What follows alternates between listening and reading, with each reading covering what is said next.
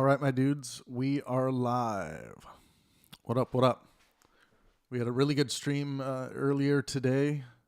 I talked in depth with a member of the Russian military, and he holds a pro-Russia position in this war, and we had a pretty extensive discussion. You guys, if you guys want to see that, you can go to the previous live stream to this one, and you can, if you go to about halfway through that live stream, it's about a 4-hour stream. Someone by the name of Divine Evil joins me, and Divine has been a member of our Discord server for quite some time, and yeah, he's in support of Russia and what they're doing in the Ukraine, and so him and I had quite the discussion, back and forth debate. But anyways, I'm going to be clipping that out and making a video out of it. So yeah, look for that being dropped. We're going to be having a group discussion here. Post-grad update. Okay, yeah, thank you very much. Thank you, post-grad. Make sure you guys drop a like when you get in. I'm going to give you guys the Discord server link. Today's discussion on the war is going to be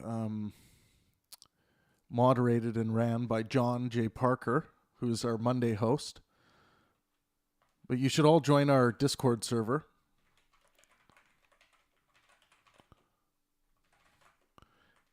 And engage in our daily voice and video chats.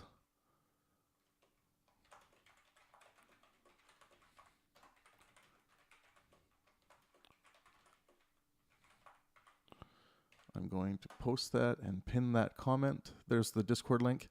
Make sure you guys hit the like button when you get into the stream.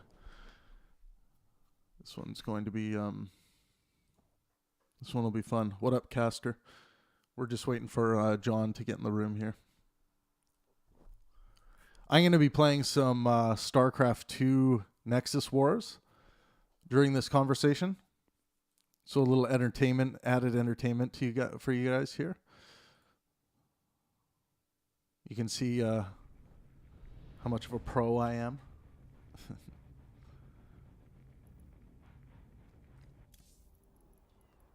See if I can get myself into a game while we're waiting for John here. Ooh, might get into a quick game. All right, starting right away. Yeah, I might want to put my headphones on so I can hear what the hell's going on. I just want to make sure you guys are getting this full screen. Oh, yeah. Okay.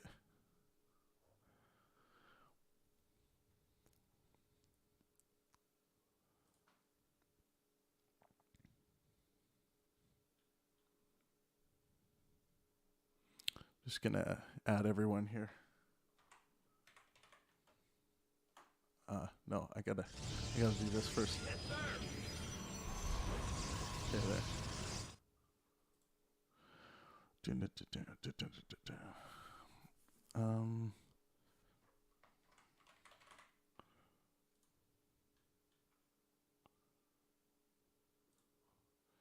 Let's invite the Discord server.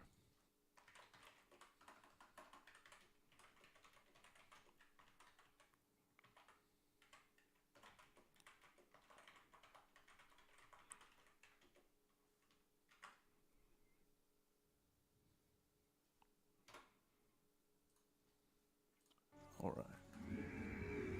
Huh? I'm going. Let's see, are you guys still getting it?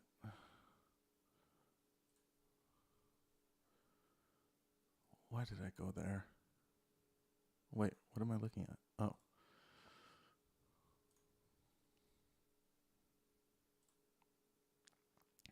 Okay, there we go.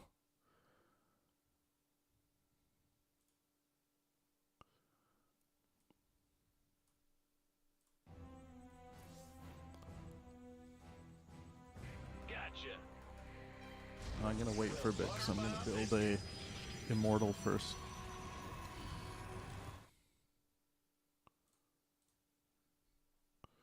What up, TJ? Make sure you guys drop a like. I'm going to be playing this tug-of-war game, Nexus Wars, as we have this discussion. John will be in here in just a second.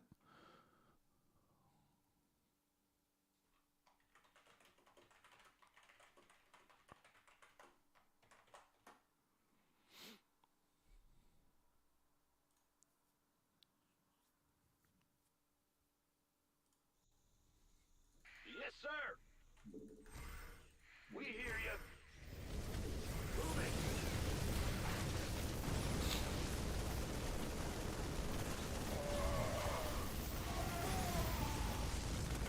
Your dime.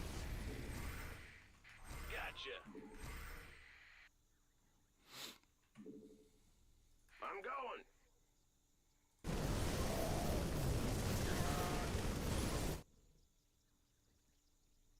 Come on, give me 1 point. You have not enough minerals. You have not enough There we go. minerals. Oh, yeah.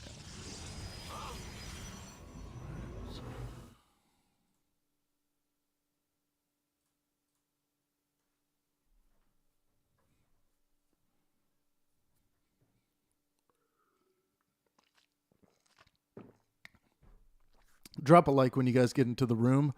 We are having a group discussion today about the Ukraine-Russia war. You can join our Discord server. I have a pinned message here.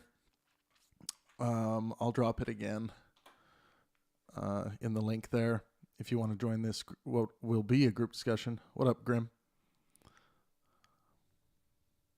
Hey, bud. I'm just getting back. How did the conversation end with our Russian friend? It was very very interesting. I mean, I would like to think I made him think about some of the areas where other people are saying, well, you know, those who decided to form this, you know, group and take over a part of Ukraine, you know, and declare it theirs, that they've, you know, that you know they're going to protect, and this is our land now, and then the government comes in and starts trying to fight to take it back.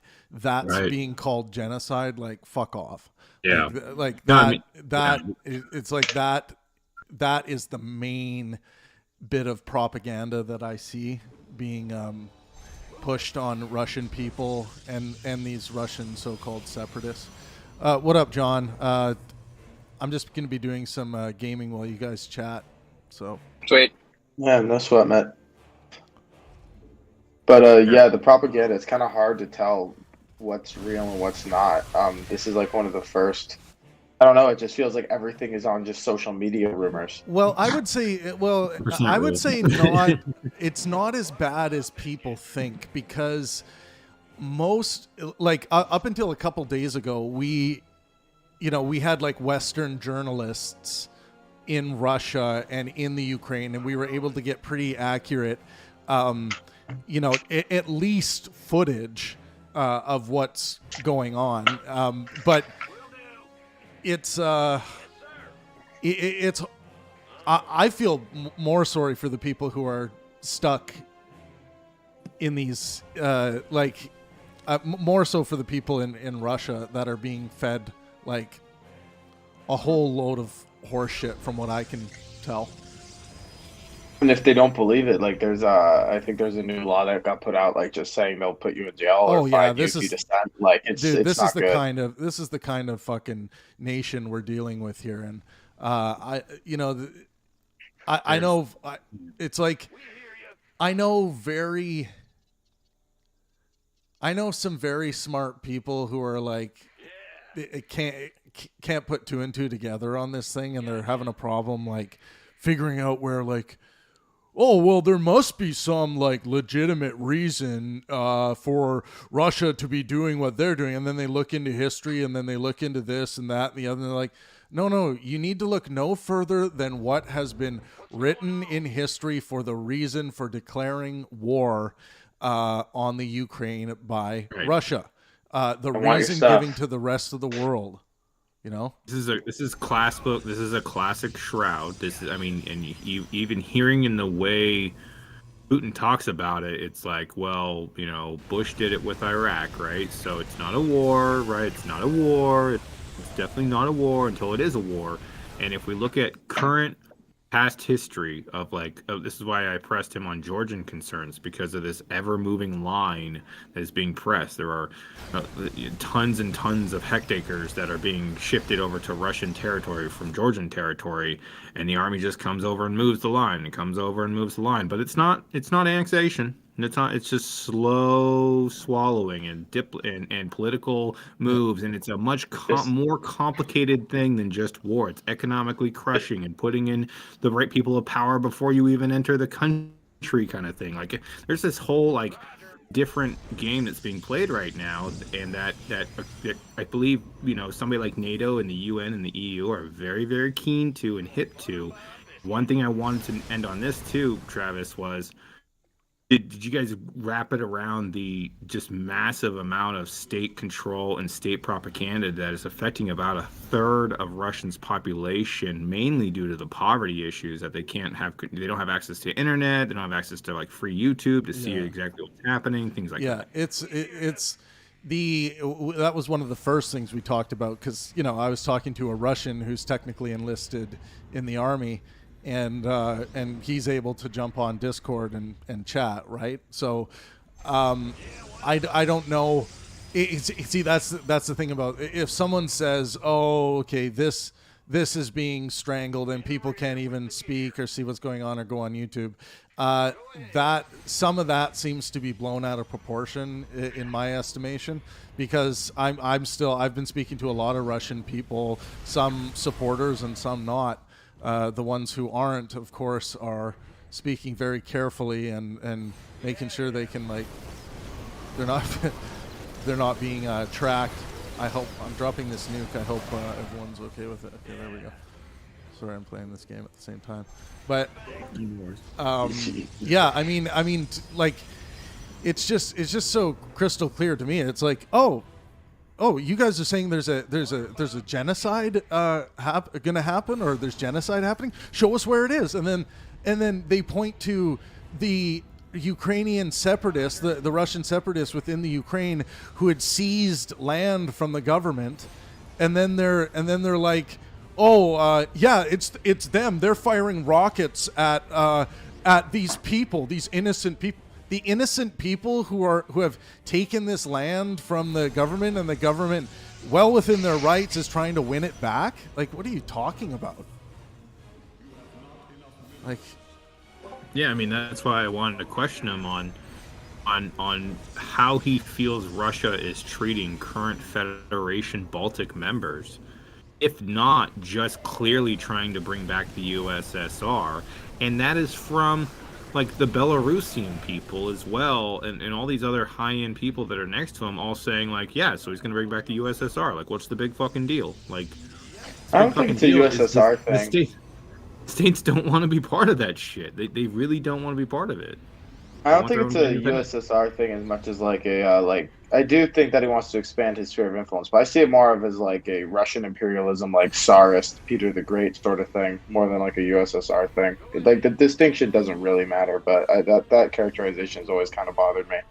He doesn't just want satellite states; he wants to take them.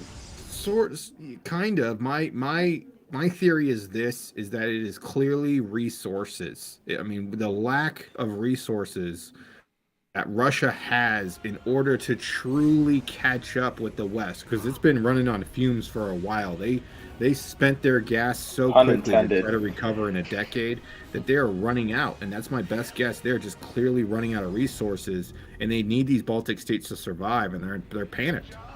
That's probably right. I mean, Russia's a gas station with nuclear weapons. I forgot where I heard that phrase. It's not from me, but that's basically what it is. It doesn't have all that much. And the nuclear thing is kind of revealing of how mutually assured destruction has actually been kind of reverse engineered to ensure this type of conflict, because if a nuclear power goes into a non-nuclear power, there is jack shit that anybody can do about it, apparently, because like the people with nukes like are never going to be like tight enough with the person that they're allied with to launch any, because as long as it's not a threat on their borders, the value calculation. So this is an interesting question to have, or interesting question to explore. What would this look like right now from a NATO perspective if nukes didn't exist? Oh, we go in and we kill them. Yeah, like I think like easily. Yeah, I think with, you know, and part of this is like, I mean, I know some people might not see as much of a connection as I do, but you know, I've spent so much time looking into World War II and what was going on, and a lot of these arguments, the apologists for what Russia are doing, are the same fucking arguments that were being made when Germany was putting pressure on Poland and then eventually invaded Poland. And still to this day, like, I still hear people supporting, like, oh, you know, I still think that, like, Poland was well within Germany's rights. But then when they, you know, they stepped into France, that was the big issue. But, like, I don't know, man. I will say that the fact that I am absolutely on the side of Ukraine because Russia is the aggressor, like, obviously. But the fact that there's been such a concerted, unified effort, like, everybody at once going in on one side of things, like, usually in, like, a healthy society, that would make me think, oh, great, okay, it seems like everyone's on the same page. But since I just don't trust any institutions anymore, it just kind of makes me suspicious, irrationally so. And admittedly irrationally, but I get that instinct, which is like, I'm being told a narrative right now, and these people lie to me a lot. Yeah, and this is why. Over that. Look, yeah, and you're talking about overcoming cynicism, right? And sticking. Yeah, and it's just like the point is, like, I'm sympathetic to other people who are so ingrained in that cynicism they can't get over it. Like, I get it. I have the same instinct. Oh yeah, and you know, sympathy for people that get caught up in this is not lost on me. Like, I mean, speaking to Divine Evil today, there was something in his voice when he was like, what really I started feeling from him when he started talking about, no one cares about Russia, no one listens to Russia. I think that's like, and a lot of people are going to be like, and they have good reason to say, like, that's just fucking childish shit. Like, oh, no one's listening to me, so I'm going to go do this. Yeah, you're right about that. You know, to scrutinize that, but doesn't eliminate the problem. Yeah. It just, that, like, we can't allow children to go and shoot other children when they had a bad, when they get told no, or they feel as though they're not being listened to. Like, we're just not going to tolerate that. But this brings up a really tough question of, like, oh, okay, if NATO's confident enough that they can quickly, if let's say NATO is not convinced that Russian nuclear deployment capabilities are as strong or advanced as the Russians like to propagate. How quickly could NATO disarm almost all and then have a few rockets that need to be taken out in different ways, nuclear launch facilities of the Russians? How hard would that mission be? And would it be something like what the Russians did to the Ukrainians, almost instantaneously taking out all of their military airports and, you know, their entire navy, which is like nothing, but still they have a navy. Yeah, I mean, like, I don't know. I think the problem with nukes is, like, no matter how low, like, the probability risk is, like, the consequences of being wrong is just so high, like, it doesn't matter. Well, you can't. I think that's always just kind of the problem. Yeah, but I mean, like, you can look at, like, oh, okay, we have to remove. We're gonna evacuate people from here. And I was just talking if you knew that we were going to war, right? Right. If we knew that, like, a strike might be tomorrow or in a few hours, where do you move people? Like, I hope the people that we've put in charge are thinking about this stuff, even though it's like we don't want to think that that would happen, but it's important to plan for such things, I think. Sure. Captain Jack, what do you think about all this? Do you think that America might have a moral obligation to get involved? A moral obligation? Yeah. And then what do you think about the issue in general and how it should be handled? It is involved. We'll let Jack answer. Who's being asked? Jeez. Thank you. Is it so let's see if okay. Morally, so the idea of like independency and freedom is like really, really important, at least as far as I'm concerned, when it comes to American culture. The idea that we're going that there's someone subjugating one of our allies with an invasion, technically, I think that would be enough, quote unquote, like moral outrage to do something. But I also think that what's moral here needs to be tempered with what is the right course of action. Because if we wanted to be incredibly moral about this and tout out exactly how we feel and what we should do about it from the morality perspective, there's a chance that, you know, it's a bunch of fucking firecrackers. Versus if we came at it with, you know, if we're coming at it the way that we are, I don't think that I think that regardless whether or not there's a moral need for us to go in there right now, we shouldn't. Even if there is a moral reason for us to get involved in here right this second, I don't think it's a good idea. Because as it is right now, we're keeping the world from being set on fire by not joining directly. And I think that even if there was a moral imperative to do so right now, we need to wait it out and get it to where it's not going to be as big of a deal to implement our morals. So Jack, what if there was a way with all NATO forces chipping in and everyone coming together, what if there was a way to literally at the snap of the fingers disable most, if not all, of Russia's ability to, launch any nuclear weapons, just as a hypothetical. Hypothetically, we can like snap our fingers and get rid of Russia's nuclear capability. Well, let's say almost all. That will still leave some risk of us needing to knock warheads out of the air with missile defense systems. Okay, that's scary. I don't like that. I mean, you guys. We have to. A war, like the idea that we're doing this, like we're going in and we're like, okay, we're doing. At that point, like if we're already like troops on the ground, we've already got shit moving and stuff like that.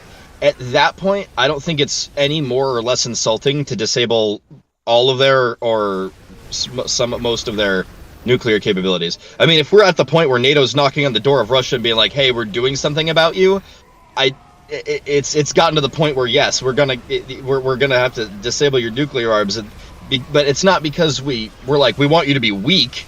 It's because we want you to not threaten us while we figure out what's going on. Yeah. It has nothing to do about Russia being weak whatsoever. I'm sure that like most people want all countries to have strong borders, a good military to defend themselves, and shit like that. But yeah, like I just said, it's just if we're without already nukes, without nukes, or if the Ukrainian country has control of nuclear warheads, they don't get invaded like this, right? That is the weird thing, right? More nukes would have made Europe safer. Right? No. I think, I don't think that's very counterintuitive. It's the same principle as everybody having a gun. This is just a bigger gun. You know what I mean? We've gotten to the point where it's just mutually assured destruction. I mean, like, okay, so if you want to press this button, I'll press this button. Okay, let's not press the button. So the second everybody gets capabilities to press the button, nobody wants to fucking do it anymore. I think there's a deeper reveal here. So, like, World War II happened because basically alliances and everybody went in. It seems to me that, like, we had an alliance with Ukraine. Like, we said, give up your nukes, or, like, most of them, and, like, we'll help you out and help protect you. But here's the thing. When nukes are involved, like those alliances apparently don't mean anything because all of a sudden the cost of getting involved is just Is astronomically so high. Yeah. Meaning that No, the it is the massive. introduction of nukes means that alliances, like combat alliances, mean almost nothing. Meaning everybody needs nukes. Like you no longer can rely Yeah, on. no, friends I'm for not. nukes. I'm not. I can see where you're drawing deeper from the gun example I gave, but it's pretty much it's the same thing, I guess, at a deeper level. If I'm going up against a bunch of tribesmen and I've got an AR-15, I have now disrupted the entire balance of that. Now that the tribesmen I'm fighting, their allies don't want to get involved. Why? Because they just watched me use an AR-15 against spears. Now they don't want to Right. get involved whatsoever. It's true. It's the same kind of problem where it's just like only like when it gets to this big of a conflict, only people with the big toys are gonna play, and the only time, and the problem with people with the big toys playing is everybody gets dragged in along with it because they're the biggest motherfuckers around. Well, close. Only one person with big toys plays. After one gets involved, no one else wants to go in, right? Well, that's what I'm Because- saying. That right yeah. now, it's but the second though, another guy with the second somebody else with toys comes in, this is about to get really, really, really, really serious. Yeah, which not So, exciting. Jack, Which is why I think the moral imperative part is just right now it's not important. Like it's just currently it's not important for the morality of it because we need to make sure that things work out in the world to where we're not blowing ourselves up versus whether we're currently concerned about the moral implications of what's going on. We got to make sure the world doesn't blow up first. Right, Nivik. So you're saying don't get involved because of what might potentially happen in Russia being a superpower with the nukes. You could suppose Russia says, "Well, I want to do this and I want to do this and do that. And I want to get away with it because I have nukes." You know what I mean? They want to invade another country. Should we? It's like, should we just ignore that just because out of the fear of them having nukes? I mean, should we? Like, that's a kind of a different question of like if we have to. I mean, I would like to hear your answer to that because it seems that the fact that the enemy has nukes basically means that the risk is just too high to do anything because we don't want to risk like life and limb. And when I'm saying Putin, knowing that, can use that as leverage to do what he wants, therefore do what he wants, because it's kind of like, okay, you have the fear that you have a fear in how I act makes you not do anything. That would therefore encourage me to do something, right? That's why when Putin was doing what he did, Biden says he's not doing no diplomacy. He's going to put arms in because he respects that. That's Putin's language. I'm not going to speak language of diplomacy because, he's speaking a different language in where he's putting troops along the border, and Putin was saying, "Well, I'm not doing that." He's like, "Your acts." The acts that you're doing is communicating something else. You're communicating an invasion. What you say in words don't match your actions. So I'm going to throw sanctions at you, and I'm going to arm Ukrainians, and I'm going to militarize the NATO borders. Yeah, but our sanctions are like they've been better than I thought they would be. But the fact that we're not going after Russian oil really kind of takes the teeth out of them in my mind. John Boy, what do you think? You've been sitting here a while. Yeah, no, I'm trying to understand like what the calculations are for the cost of not going in. I get that they're not a member of NATO, but obviously we have an existing alliance. If we continue to play the game of chicken, where we're not willing to support Ukraine or theoretically any other NATO country, assume it goes that far, because we're afraid of the threat of nuclear attack. That price was paid with Hitler. Right. So, I mean, if the deterrence is just because Putin has nukes and we're concerned he might use them, how far do we let him go, depending on what his ambitions are? Basically, until he hits a NATO country, I'd imagine. Go further. Sorry, what was that? You're encouraging him to go further by ignoring him. Exactly. Right, exactly. So that's the Because point. that's how he speaks. That's his language. The only language he would speak is, look at all these big guns around our border. If you set a toe on NATO, it's on. Right. So, I mean, so the question is, like, if we continue to choose to do nothing, and by us, I don't mean just me in the U.S., I mean all NATO and the EU and whatever that alliance entails, you know, are we willing to let him completely take control of Ukraine? What's the cost of that, you know, economically, you know, abroad? You know, it may not be that simple. So, you know, I feel like we already kind of are at that point where that threat doesn't necessarily need to be its own deterrence, right? Because what's to stop him from using that threat in to go even further? So, I mean, what's the plan, right? Let's You know, put it this way: if you're on one side of your fence of a neighbor, and your neighbor pulls out his gun and points it at you, you pull out your gun and point it at him. You're communicating with him. Yeah, and you're having a conversation. Call it aggressive negotiations. Yeah, I mean, you're having a conversation with him that he would understand. Yeah, I mean, ideally, we're neither one of us are using our guns to have the conversation, but obviously we're past that point. So, I'm just not clear on what the calculus is of the costs of not doing it. That's Putin's language. Yeah. Well, it does seem that after deterrence fail, like it seems that like the world's been stabilized by the threat of deterrence, which is basically nobody invades anything, otherwise it will get really messy real fast. But like this precedent kind of got set with Crimea and Georgia, where he kind of went in, and the world, like you said, doesn't want to get involved because of the threat of nukes, so nothing happened. And then once that precedent is set, people keep on doing it. Essentially, mutually assured destruction only works one as a deterrent, and then two after deterrence fails, it only works between two powers with nukes. But you see, in this instance, Russia has ignored the deterrence, and after the deterrence is gone, there's really not much we can do but economic stuff and armament because of the nukes. Like the nukes are like. You ignore Russia. He invaded Crimea. Didn't do anything in Crimea. Hell, I'm going to invade Dunbar. I'm going to invade the separatist part. You know what I mean? And after Crimea, he got elected. So that's even more encouragement. So I'm just going to keep going, and that's when NATO is kind of like, we're going to speak your language. You know, you're saying that you don't mean ill, but the way that your action says otherwise. So we're going to sanction you, and we're going to send in arms, and we're going to militarize the NATO border. Yeah, but like we aren't sanctioning the oil, which is kind of the problem, because that's Russia's like actually big resource.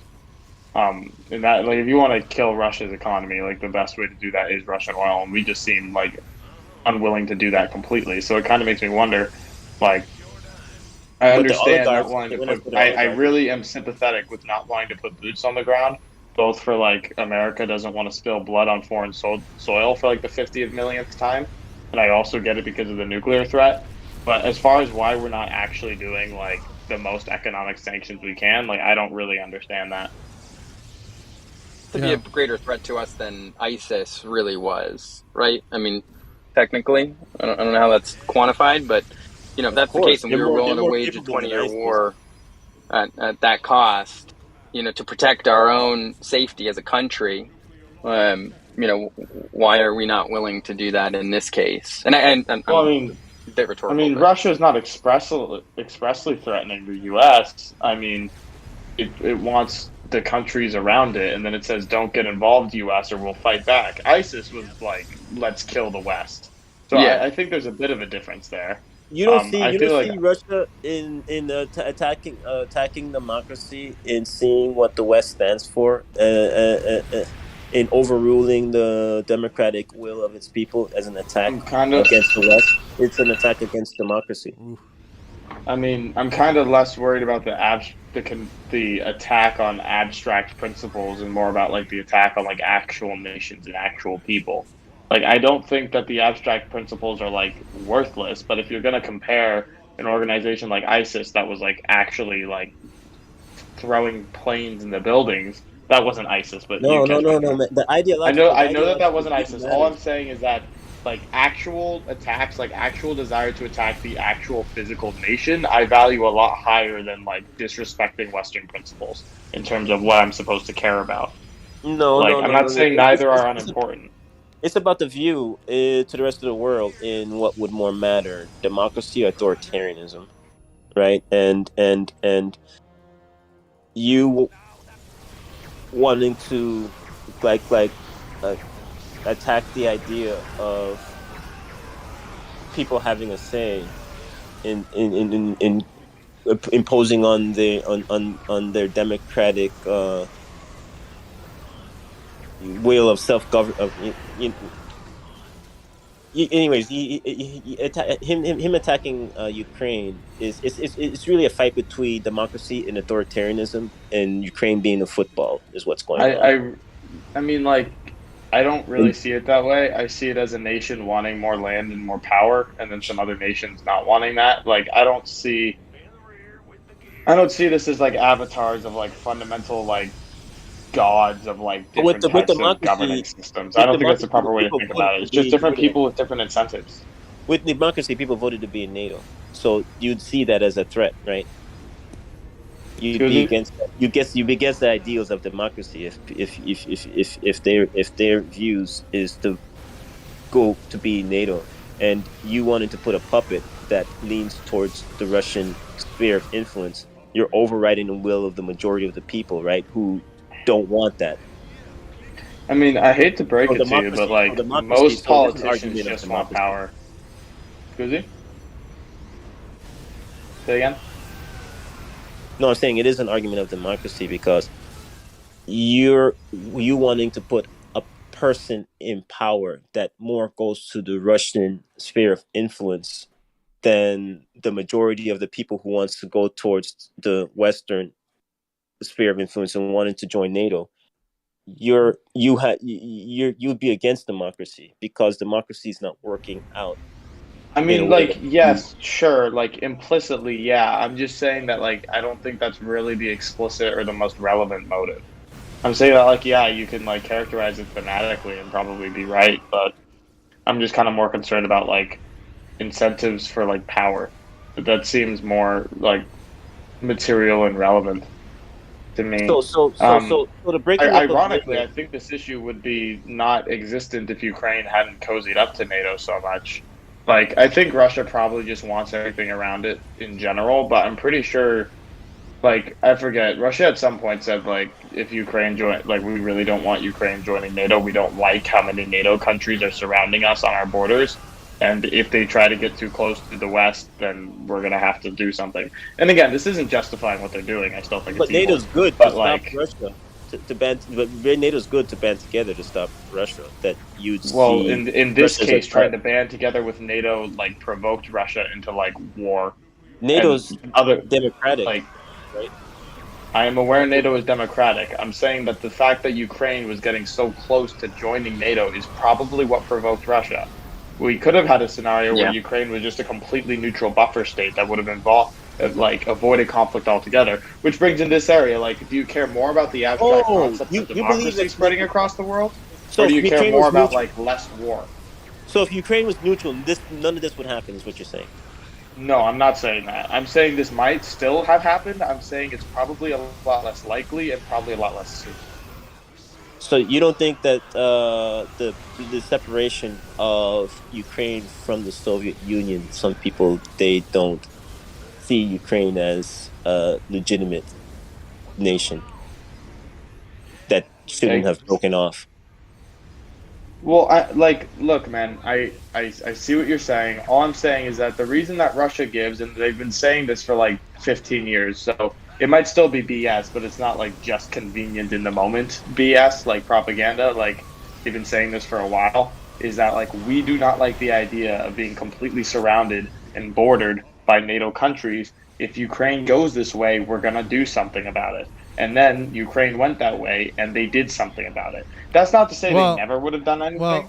That's just to say that we probably shouldn't have done the thing that they warned against. You don't think Russia meddling in Ukraine made Ukraine run to NATO?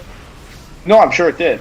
Like, again, like, I'm not saying that there's a good option here. I'm just trying to like make sense of things. So why not I'm just stop saying in that, like, why not stop in Crimea and Dunbar? That's Russian-held separatist area, and just leave it at that. Why completely invade Ukraine? Because they got worried that Ukraine was going to join NATO, and they wanted to get in under the wire. That's not. That's not the reason they gave, though, John. That's not. Okay, I could be wrong. Yeah, the reason. I know they're doing bullshit propaganda now. I'm saying what like they talked about earlier, which I take a little bit more seriously. No, I know, but that's a mistake. Like people are making this mistake everywhere to try and like read the mind of the Russians. You got to hold them accountable for the reason they're giving, for the actual reason they're announcing. So in Donbass, they had this. I'm gonna take down my gains. It's just going loud. I'm gonna move away from where that killing is happening. So you basically have these Russian separatists. They took over, and since 2014, there's been this this group that's taken parts of the land, like government land, for themselves, and said, "Oh, okay, now we're a separate place. Now we're no longer part of this country." And then the Ukraine military comes in to try and win it back, and the Russians are calling that battle over that land genocide. Right, they've filled their Russian people and other people, quite frankly, some Westerners who I'm still shocked who fall into this bullshit. But they start saying things like, "Oh yeah, there is genocide. Look at Donbass. Look at all of this stuff that's been going on. Look at this crushed part. The Ukrainians have been doing this to their own people." It's like, no, they had. It's much like if Quebec would have like said, "Okay, we're anyone who doesn't want to be part of the Quebec separatists, move out of the way because we're taking over this part of the region," and then the rest of the taxpayers in Canada say, "Hey, government military, go in and police that situation and go and get me that chunk of land back that's a part of my country." Like that's what's going on, and they're calling that genocide. You got to be fucking kidding me. Yeah, I'm aware that genocide is not going on. I agree. Yeah, no, I'm not saying you're. I'm just saying that's. I hear this argument, and people keep focusing on like history and like what Putin has said in the past about his reasoning.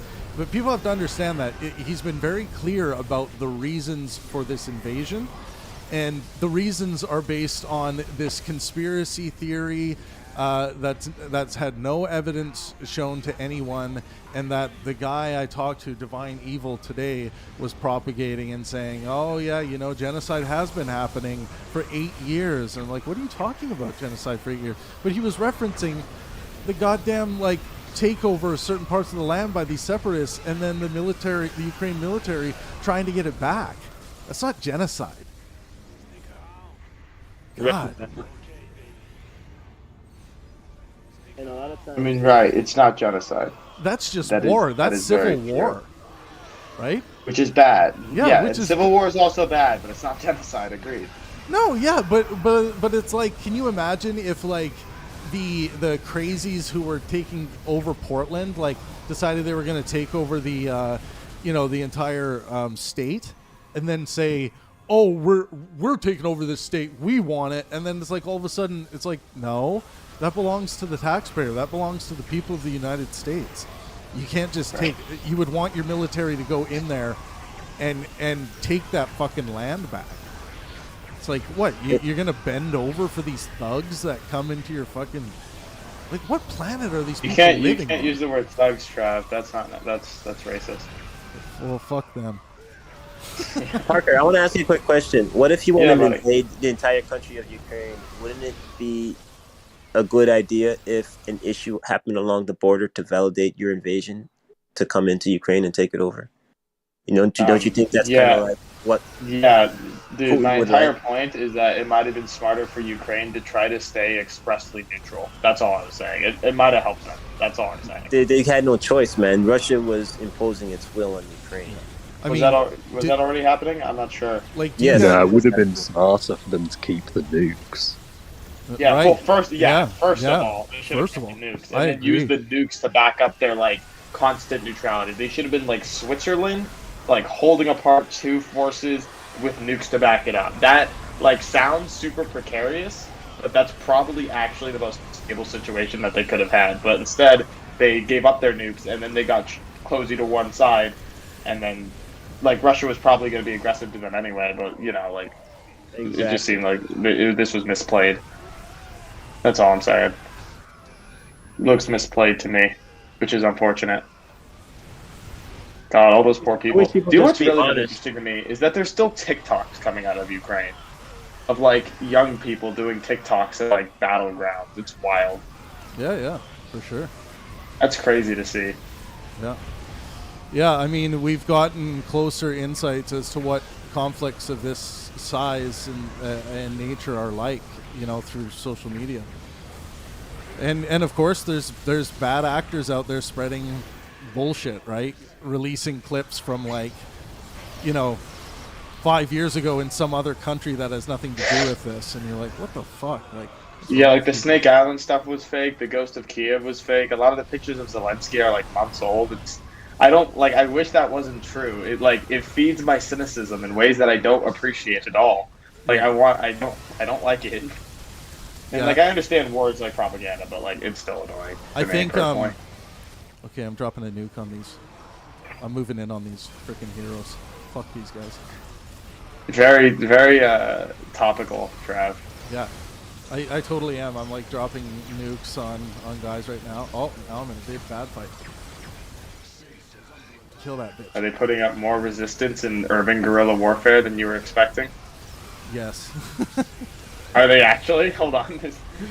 Well, I'm trying to fight with these heroes right now, and my team's not giving. Oh, they're heroes now. My team's not giving me much support here, in my opinion.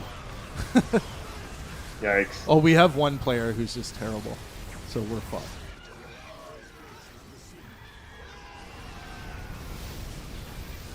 Mace, you're new. Tell me what you think. Ukraine, Russia, and I'm kind of curious what you think about the moral obligations on foreign policy. Do you think other world powers have moral obligations to get involved? What do you think? Ukraine's allies should have got involved. I'm wondering where the fuck they are.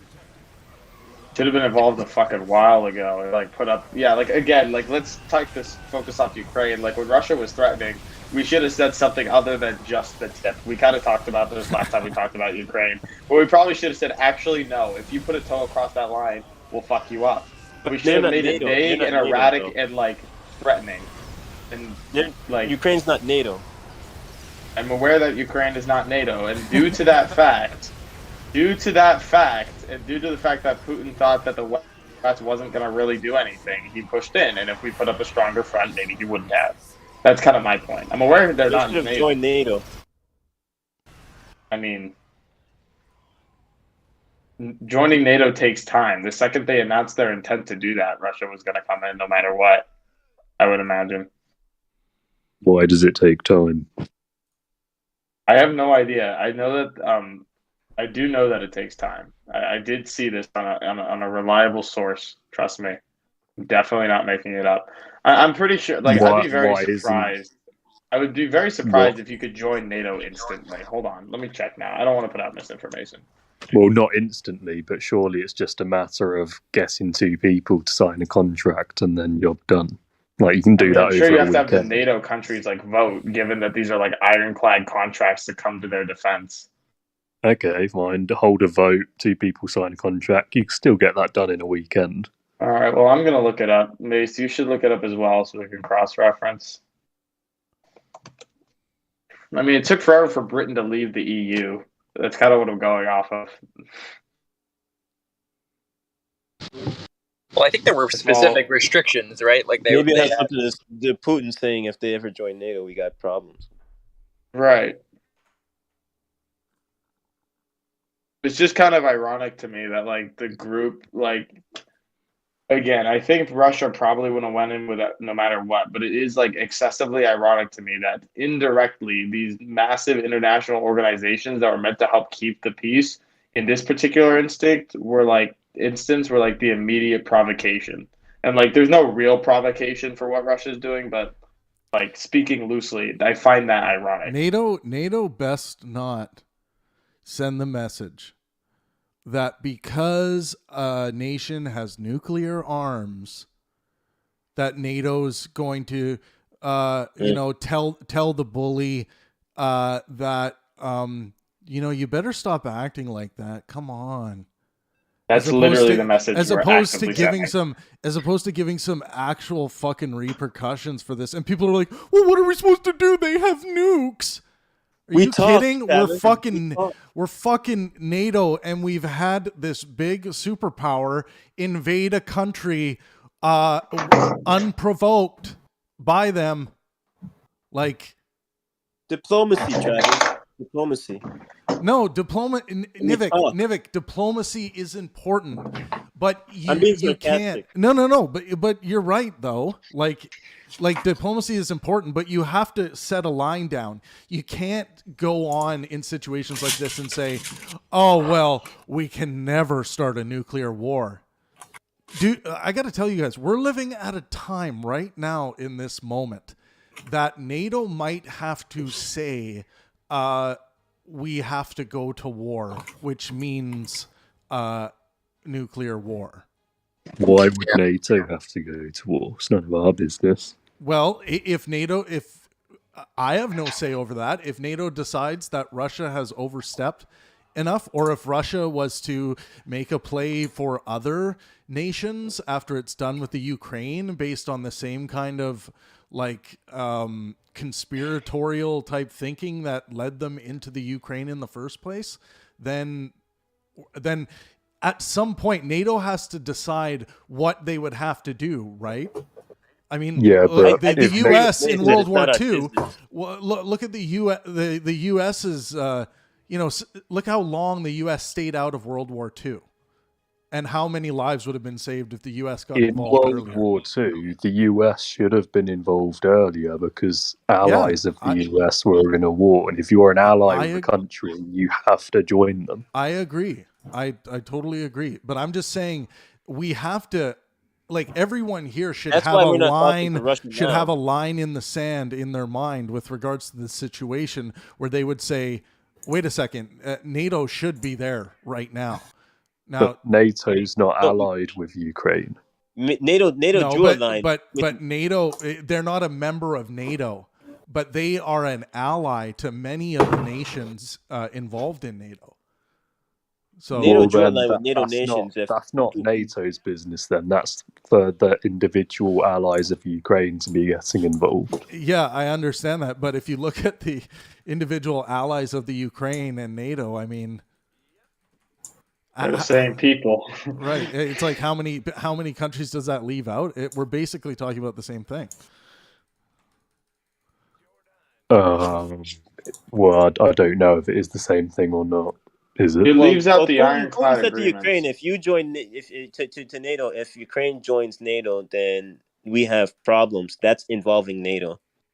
And Putin's taking a dump on Ukraine, a democracy. That's an insult to other democracies, just standing there and not doing nothing. Dude, and Divine Evil was convinced that there was this, illegitimate, there's been this illegitimate being claimed as a democratic approach to asking the people whether they really want to be part of NATO. And the overwhelming majority, it was 350 House seats to 17 seats in favor of this. And this is being painted to Russians as though, oh yeah, that's all fabricated and lies. You can never. I think that it happened. I think it was stupid. It was. I mean, maybe it wasn't stupid because maybe Russia's going to do it anyway in the long run. Well, this is what I'm saying. This is what I'm saying. I don't think many people who think about Russia. I don't know if people have ever believed that Russia is not an issue that the world is going to have to face in the way that it operates and feels like it can throw around its weight. And I got nuked. Aren't most of the countries in the East those same issues though? The whole East is just one massive issue that needs to be faced. Yeah, but Russia has nukes. So does China. So does China, but I don't see China as this warmongering, bunch of assholes. Which is what I'm seeing. Like when I Not say yet. when I say Russia, you guys, I'm talking about people who are in support of this invasion based on this like nonsense reasoning. Could you give us a China may not be could you give us a rundown of that nonsense? Yeah, sure. Did you miss my show earlier? He did. Yeah, so the Donbass civil war that had broken out, and which is essentially these separatists who thought that they could just take control of part of the Ukraine and then and claim it for its own, and think that they weren't going to face the Ukrainian army when doing so. And these thugs that decided that they could just, in a democratic nation, take over a chunk of land and feel like they could just get away with it. And Putin's giving them arms. He's giving them support.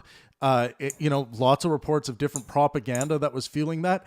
And what they were calling genocide was the Ukrainians trying to get their fucking land back for their taxpayers. Yeah. And like the fact that anyone is calling that genocide is just, it's blatantly, it's just excuses. It's like saying like, why did you beat up that little kid, Timmy? Oh, he was carrying a red popsicle. Oh, and the red popsicle made you do it? Yeah. Oh, okay. Who are in support of this invasion based on this, I can hear the YouTube stream. Reasoning. Is that good enough, Fate? How large was this separation? This separatist movement? How much land? Well, I'm playing Starcraft right now, but if you look up the Donbass issue, it's not hard to find that information. Yikes, man. Sorry. That's all right. So, can anyone explain to me why Ukraine's allies haven't done anything? Well, it's the fear. It's the fear of causing a nuclear strike, Mace. Yeah, basically. Do none of Ukraine's allies have nukes? We do, but we're not willing. Here's the thing about mutually assured destruction: it only works if you're the one being threatened. The country that's being threatened, whose borders are being threatened, are willing to risk nuclear war to protect those borders.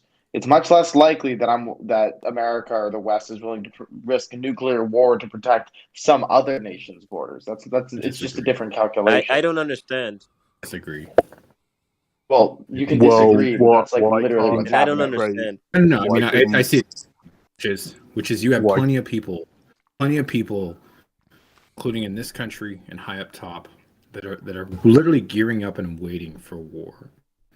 And it is a matter of contractual obligation. We have zero contractual obligation to go help Russia right now until we start labeling things democratically and systematically. Hopefully, yeah, Ukraine. Hopefully. Sorry. Why would you want to help Russia? He misspoke. Fuck. My apologies, right? Well, we should actually be helping the Russian people because there's a lot of them. Look, I agree with that, and that's not lost on me either. That there are a lot of people protesting and trying to get out of the country right now. Actually, sorry to interrupt. No, I completely agree. The moment Russia declared war on Ukraine, we all should have sided with Russia. The whole world versus Ukraine. So Jesus true. Christ. What I'm trying to say is we don't work that way. We don't work that way anymore. We don't just go, oh, I'm altruistic and I know that this is a thing that we must fight for, and so let's go help out Ukraine and let's get right there on the border. No, we work with NATO, we work with the UN, we work with the EU, and we have to have contractual obligations on what we are declaring. And so it is going through a process right now on what we declare as war crimes, on how we can start putting these charges up. And I'm sorry it's a slow process, but it also keeps things from escalating way too far when we should have gone through this process. So I feel like the process we are taking right now is a ramp up towards war a little bit, and I do have my concerns and my criticisms, but for the most part, it's because we're contractually obligated to be doing exactly what we're doing right now. Yeah. I agree with that, Grim. Maybe the slow process is what got us here in the first place. Yeah, but Nivik, the problem with this is you can't go too fast at these things, and you need to do, when you're talking about, this potential nuclear war that could break out from this, you want to make sure you do absolute due diligence. Absolute. There's nothing more terrifying. It's literally like absolute due diligence. We've tried absolutely everything else. There is a line. There has to be a line that Russia would have to cross in order for NATO to engage. There has to be a line. You can't not have a line, and you can't just wait around to draw a line. You got to draw a line. So right, because otherwise no deterrence exists. Yeah. Well, that's what I'm saying. Which is what we're experiencing right now, by the way. The lack of deterrence is why this is happening. Yeah, but the scary bit is, and the really frustrating bit is, last week, the EU, the UN decided to back NATO in a roundabout way of saying, yeah, it's not right. We do recognize the sovereignty. We recognize this border. We recognize everything going along, to where they're just backing this decision that NATO sees as just a measure of something that shouldn't be right. Like, he has no right to be doing this, and we can't go into Ukraine and make him stop, but we can let him take Ukraine and then try to just basically, push for regime change and use all these other measures of war, like economic warfare and social warfare, in order to go after him. And that's exactly what we're doing. Yeah, that's the line right there. When I think of this morally, like this sanction warfare, is that not? And it's weird because we are talking about nuclear war potential, right? How bad morally, like, how bad do you guys feel about, like, okay, you're gonna, instead of like doing military targeting and things like that, you're kind of punishing the entire nation with these sanctions, which is going to lead to poverty and all of these other issues that come with that. It's like, sure, the answer is like, we should absolutely, like, I hope Canada, and I haven't checked recently, but I'm sure we usually do. But when crisis like this strikes, we usually open our doors absolutely to anyone that wants to come into our country. And I think it's important that we do that. We allow any Russian people. This is something NATO should do. NATO should say, you, Russia, need to make sure that your citizens that want to leave your country are allowed to leave. And I don't know if they're doing that already, or if that's been going on, but I think that needs to be a minimum, so that we'll know that the people who stay in Russia want to live under this rule, right? How could that even be enforced? I don't know. It's tough, right? This is just trying. Like you could be like, oh, please make sure you do this. We implore you to do this. It's like, that's very little, but that's very little and far few between. You have roughly, and by best estimations, 3/4 of Russians that are supporting the war because of possible manipulation, state-controlled media, propaganda. You have a percentage of people that want to stay there to keep contesting against the war. You have a percentage of people that could give two shits about it and they're just trying to survive, which, mind you, that's a lot of the 3/4 as well. So you might have this exodus, but there's only like 140 some odd million people there. Right. So that's not a lot. That's really not a lot. And even if you do have an exodus, they're going to allow only exits to Belarus. They're going to allow only exits to Kazakhstan that's Albania. I understand that. I just like, imagine, like, I have a lot of friends in Russia, and most of them are not ones that support this war, and they're trying to find ways to leave. They're trying to find ways to get out because they are worried about what could happen, and that's a terrible situation to be in. And we can't forget that it's not only people living in the Ukraine who are suffering and the people who are engaged in the battle there. Right. It's also which is people in Russia. I mean, some people have been thrown in jail for a potential 15-year sentence for being out there protesting, right? And yet there's still thousands doing it. Yeah, so like, it's bravo to that. Right? It's but that's what I'm saying is we don't sanction everything. We haven't sanctioned everything. We still allow a lot of important imports like medical supplies and things like that to the Russian people. We are still doing that today. A lot of people are like, you should cut them off. You should cut them off. And there are a lot of like legal, basically people right now that I know that are basically like, we want to see them suffer. We want to see them suffer so hard that the people take down the regime. And the answer to that is that's a terrible idea. We've done that. Do they really think? Do they We've really done that dance think for 100 years? It's always ended up in war. I was gonna say, do they really think that these sanctions? Do you think Putin would ever bend to sanctions like this? Sanctions never work. Like, are you like? What did they think? Like, if Putin sees like a bunch of starving people, that he's going to point the finger at himself and say, "Oh, I have to fix this." No, he's going to say he's going to come to the table with his tail, right? He's going to say, "Yeah, look what these nations do to you," and they think their democracy is so good. Like, you're. I hate to say it, man, but this is a point. The more I look at this, the more I've been thinking about this, and I've been meditating on this a lot. I don't think this is going to end without a serious loss of life, and I think that's a damn fucking shame, because life as we know it on the planet right now, even if you're living in pretty shitty parts of the world, it's only getting better.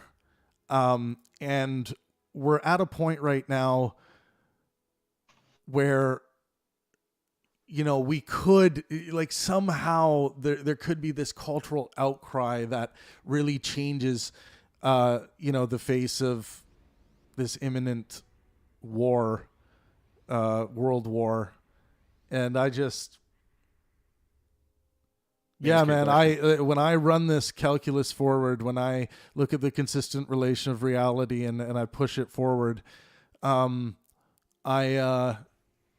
unfortunately, I do see doom and destruction being born out of this, and that's. Oh, you're serious? Yeah. I remind me of that reporter. She was talking to Boris, and she was saying that you guys gotta go in now.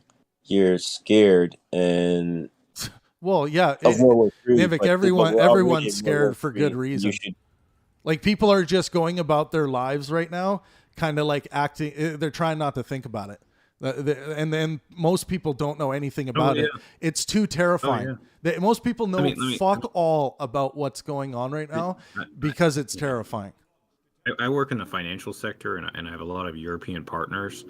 I'd probably say for about the past 3 weeks, it's just been dead. I mean, the normal people, when the people that I work with that have a lot of zeros attached to their name and a lot of influence, like, when they speak, like, they're always on the move. They're always on the move. They're always doing something. Right now, it's important to put your money into land because of inflation and all these issues caused by COVID. And so people are on the move. And I'm telling you, it's fucking dead. Like, people are scared shitless. They are stopping right now. They're stopping working. It's the excuse for long weekends. It's crazy. Travis, I really want to ask you this question. I feel like Xi Jinping is watching with clear intent to see how he can take Taiwan based off what Putin is doing. So I don't think China, see, the value in Taiwan is everything about what the Taiwanese people have built there. And I think Taiwan has such a disdain for China as a superpower that if there was ever any kind of occupation, invasion, anything like that, Taiwan would force them to flatten, would force China to flatten them. And I think that's how that would play out. And, if China tried to go in and like touchy-feely, like pseudo-invade type thing, it's like, no. The Taiwanese have built an amazing military for the size of that country. And they are built like a brick fucking shithouse. If you want to talk about like a human being going to kick a hornet's nest, that's a hornet's nest. That if you look at that, the way that country is set up for military defense, and of course China is a massive power. China has the power to just flatten Taiwan. Well, what are they going to do? Flatten Taiwan? Why are they going there in the first place?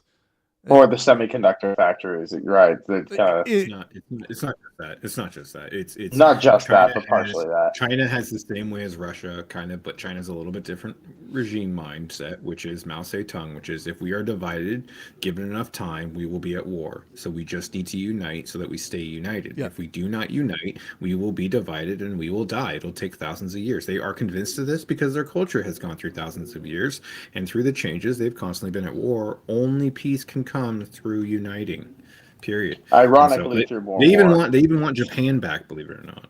Yeah, no, I know, but I think when they say back, like there's ways to do this diplomatically where everyone is united. I think that's much more likely than them. It's just Taiwan is just too costly, millions upon millions upon millions of lives. That's what we're talking about. I think Australia has issued a backing. They said they think it's a national security issue, so they want to back Taiwan if there is an issue there. And this is the part I fucking disagree with, is that. Oh, by the way, 2 seconds, Grim. If someone by the name Dmitry Nechesa joins us on Discord, they are from the Ukraine. They're just in the chat here. Please do join us, Dmitry. I'd love to hear your take. I talked to someone from Russia today. I'd love to talk to you. So what I'm trying to say is this is the part that I disagree with, which is we have this issue of talking about national security, and we tend to blanket a lot of things in security. Think about what we're doing with oligarch yachts, right? We seize them and take them because they can sell them and supply the Russians with the money from the sale on the yachts, and that's literally the reason. Because it's a national security issue now to seize their land and their property because of this national security, because they're an oligarchy. That would be the equivalent of somebody coming over here and saying, you guys going into Iraq is really fucked up. We're going to take the owner of DuPont, who, because DuPont makes all the gunpowder and shit like that, mostly in America and around the world. We're going to take the owner of DuPont and just get rid of his land, annex this shit, seize this stuff. If he's got anything over here. It's a brilliant idea. We'll do it. It's a brilliant idea. It is. But think of the wording. National security issue. Security threat. It's a security threat. How far is a security threat when it's across the fucking country? It's across the fucking world. It's not has nothing to do with your borders, right? And so we're using these things, and that's kind of gotten us into hot water before. And so that's the part that I go, listen, we can keep on debating all day until cows come home about these things, but that is never has been a national security threat, and it shouldn't be one now. It's okay to kick Russian oligarchs that are tied with political ties to say, listen, you can't have land in our country anymore. We're null and voiding your ass, period, bar none. We don't want to be part of this. And there's a way of saying neutral in a way that Switzerland has clearly shown throughout the years, and they're not completely innocent, but there are techniques to be neutral. There really, really is. And I think that's the best thing, is to stay neutral as best as possible and not be you don't think undermining democracy is an attack? It's weird. You don't think undermining democracy in another country is and taking a dump on it is a FU to other democracies? Yeah, but that might be maybe, but that might be, but it's not worth going to war when someone says your democracy sucks. It's not. I'm saying we're not going to war with North Korea over that. We were going to spend the Germans. Battle of ideals. One idea $1 billion is an offense to yours. Peace. Okay, that was supposed to help out this peace issue in Africa. Is $1 billion project's called Peace, right? That's the name of the project. It's now being shifted instantly overnight by the new chancellor to buy as many weapons as possible in order to send to the Ukrainians. Project Peace, and it's still labeled Project Peace, by the way. Right. It's the antithesis. This is what I'm saying of ideals. It's like, let's say you say this is the best way to go about doing things, and you see another ideal that works out way more beneficially. It kind of it kind of dismisses your ideals, right? It undermines it. Yeah, but And so what? Like if someone dismisses, so it's like you want to attack it. That's how come, like, you want to see what the existence of something that contradicts how you govern. Yeah, you want that to be taken out. Yeah, thanks, Civic. Demrius, John, Demrius is here. Nice. Demrius, are you from the What are you Ukraine? talking about? Yes, hello. Hi. Hello. How are what part of the Ukraine are you in? How are things going there? Central part. Actually, my city wasn't bombed yet. Okay. Yeah. So I spoke with a Russian today who's a military member, and he's living in Russia, and he kind of has bought into this idea that that there's been this genocide happening in the Ukraine against Ukrainian like Russian separatists. No. What do you? It's total bullshit, really. Right? Yeah. I think it's bullshit too, because I haven't seen a lick of evidence that demonstrates this. So what? Just give me a rundown of what you think the Russian position is and why they're wrong here. Okay, actually, it's mostly about Putin. So he wants to restore Soviet Union, at least in some ways. In some, maybe not all countries, but Ukraine for sure. Ukraine, he was his first target from the very beginning. But it was some way to go. He was afraid to attack Ukraine from the start. So he actually first attacked Georgia, also support wars in Syria and other countries. Actually, he had a lot of wars already. Just a world just wasn't noticed it before. Right. And why do you think? Do you think that Russians, the ones who are in favor of this war, do you think they actually believe there is genocide going on, or do you think this is simply an excuse? Oh, you think they actually believe? Sure. Yeah. Because it's a product of 20 years propaganda. You know. Right.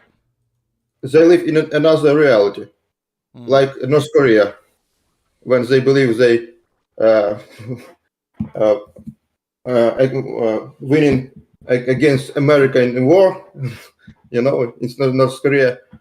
They all believe that they in war with America and all world, and they are winning. So Russia pretty close to that already. And how are you holding up? Do you have all the resources you need, or are things running short there?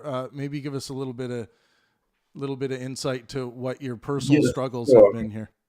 Sure, our shops suffers lack of products now. Not too bad, but definitely noticeable. Yeah. Reduce of products.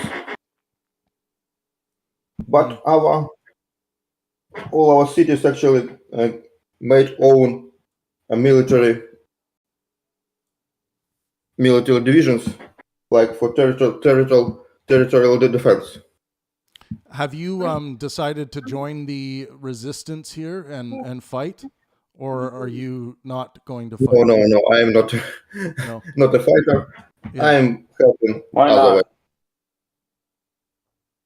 Actually, if you don't mind me asking. Yeah. Okay. Actually, I have a cancer head, so I am not able to fight properly. Oh, I'm sorry to hear that, man. He has a what? Sorry, what was that? Cancer. Oh, cancer. Disease. Yeah, sorry about that. Yeah, that's Sorry to hear that, man. terrible. Are you in treatment right now? Like, are you able to get your necessary treatment, or what's that situation like? Oh no, I'm in how it's called. So I'm already finished my treatment. Oh, okay. You're in remission. Yes. Good. Oh, that's good. Some good news. Good, but you still have effects that you can't be in areas where it can spark the cancer back up. So you got to be careful. Yes, and I actually I wanted to sign myself to military, and they didn't take me. Oh, okay. Said that I couldn't go. Your immune system isn't strong enough. You gotta recover, man. It takes a long time. It takes a long time to get to recover before you can do that. But where are you at as far as like supporting the Russians and the Russian people? Because obviously there's a lot of, like you said, brainwashed, impoverished people. But unlike North Korea, that you can start to get internet access and videos and things like that to these impoverished towns, via a cell phone sometimes and a good satellite link.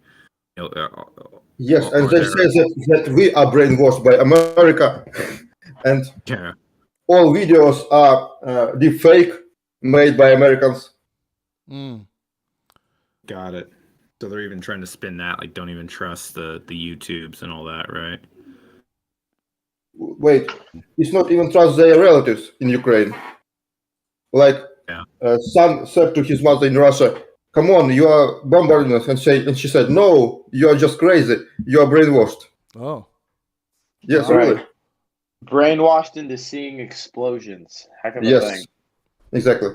I mean, there's arguably, if you do the count, there's about 1.5 billion people who are for Ukraine globally right now. The rest of them are either like don't know, or they're absent. They're not that.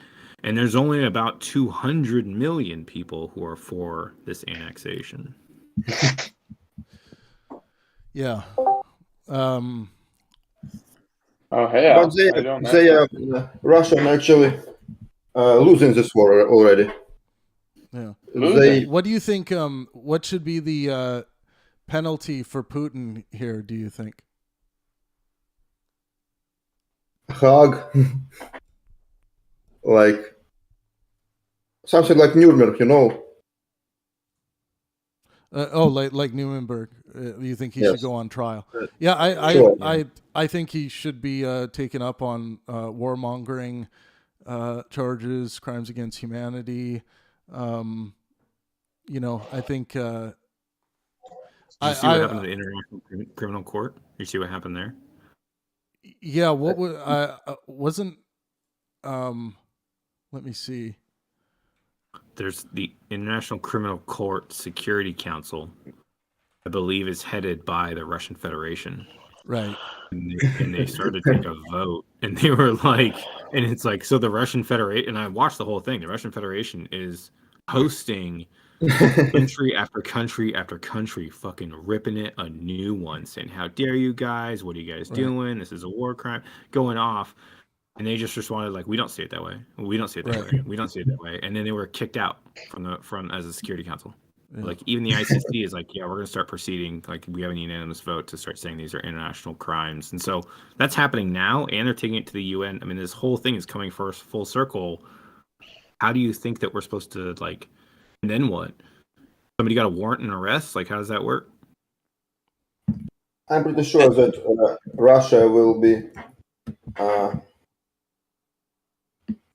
like Soviet Union, will be dismantled for more republics, because they still have a lot of different countries that should not be there. You feel like we're backing a bear into a corner? Like to Moscovia, when it is Moscow, St. Petersburg, maybe Yekaterinburg, like 4 or 5 big cities, and that's all. That should be in Russia. All others should be own countries, separate sovereign countries.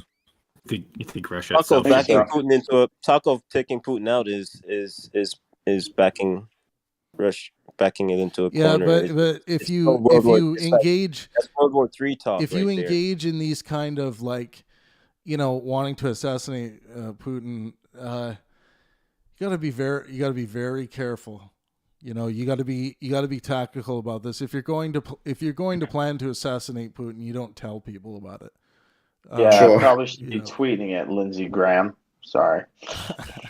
Yeah, one of our politicians actually did that because he's an idiot.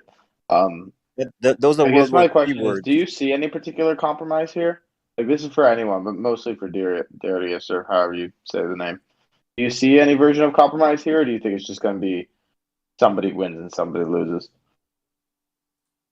I'm pretty sure when Russia will lose for sure, and Putin will be ended like year after that.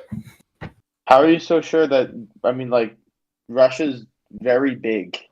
How are you so sure that it's going to lose? Soviet Union was also very big, This is true. Russia's not that big. Russia's only 140 million people. It's really not that big. I like what Dimitri's saying. He's bigger. saying, like, what happened with Afghanistan with Russia is going to happen the same with. I'm talking about with Russia, like Russia breaking up.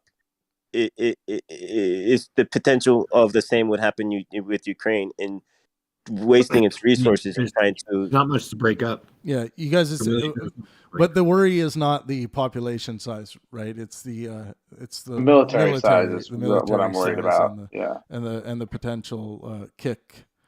Their military, and this is what I'm saying is that just going to choke on Ukraine, trying to swallow. They are so corrupt in a way that they are rotten inside, and so the current strategy right now is, we know how bad they hurt, we know how bad, like to the point where they couldn't even financially afford to hit the nuke button is kind of where they're trying to head. It's like you can try to hit the nuke button, but you financially can't even afford to launch a fucking nuke anymore. Like, to maintain the systems, to keep them all going together, like it just becomes almost impossible. And the systems they have, we know, are already so old and run down. There's not much left for them to do. So the whole point is gas them out until they have no gas anymore, and they just can't put up a fight anymore. And I don't know what's going to happen. I don't think it's a nuclear situation, because I don't think that their nukes can really do what everybody fears they can do. It's not great technology. I posted in the war text chat and the live text chat the War of Donbass. This is something you really need to study. There's also a timeline in there in order to understand what the Russians, when I speak to Russian people, that this is the thing they keep referencing, and they're calling this civil war genocide. I'll drop it for you guys in the YouTube chat as well. And it's just a validation to invade Ukraine is all it is about. Well, we don't it's just an excuse. Yeah, we don't have to. Slava Ukraine. That's all I gotta say. So it's called. Yeah, so Demrius, what is your next move here? Are you just staying put to see what happens, or what are you going to do?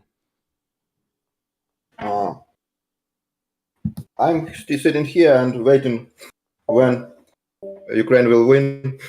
Right. And I'm sure that it actually will be pretty soon. Okay. And then we need to rebuild our country, because they destroy a lot of our cities, roads, infrastructure.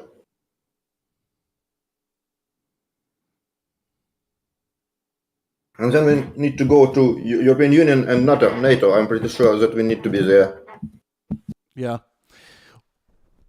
Yeah, I mean, if your country's a part of NATO, this doesn't happen, right? Or if you have your own nuclear arms, it's just we had for some time. Yeah.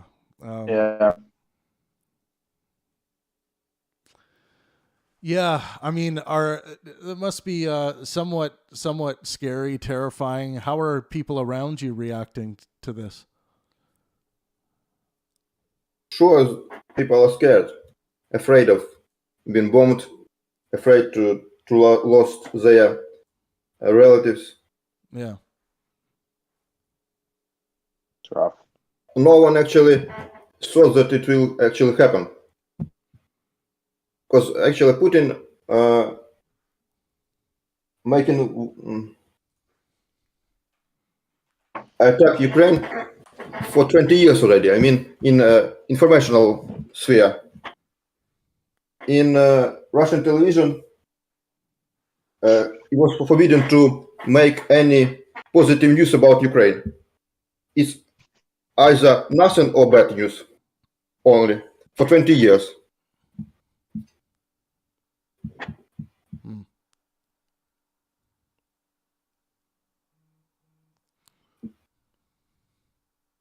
Does anyone else have any points, John?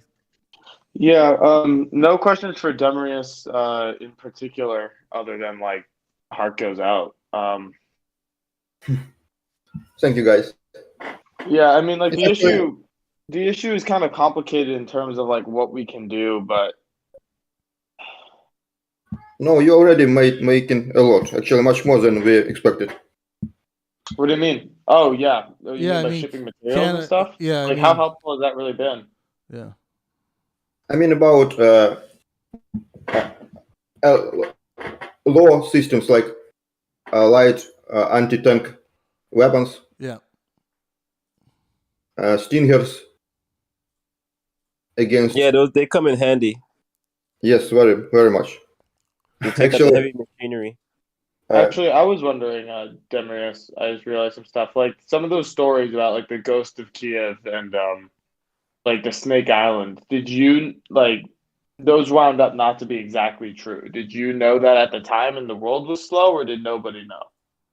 Nobody knows. Yes, I actually think that it's not very true. Maybe, probably there are several people, but it's a good story to up moral of army and actual people. Right. But nobody knows for sure. Yeah, Demiris, the first conversation, what I didn't understand was that the person, they said somebody was taken out of power by Ukrainian thugs of that was going against Demetrius, the person that's now the president. Zelensky. Zelensky. The person that was running against Zelensky, that he was unfairly taken out of power. And yes, what confused me is that most Ukrainians, they vote for Zelensky. So how is it that this person that more leans to the Russian sphere of influence? I mean, another basic.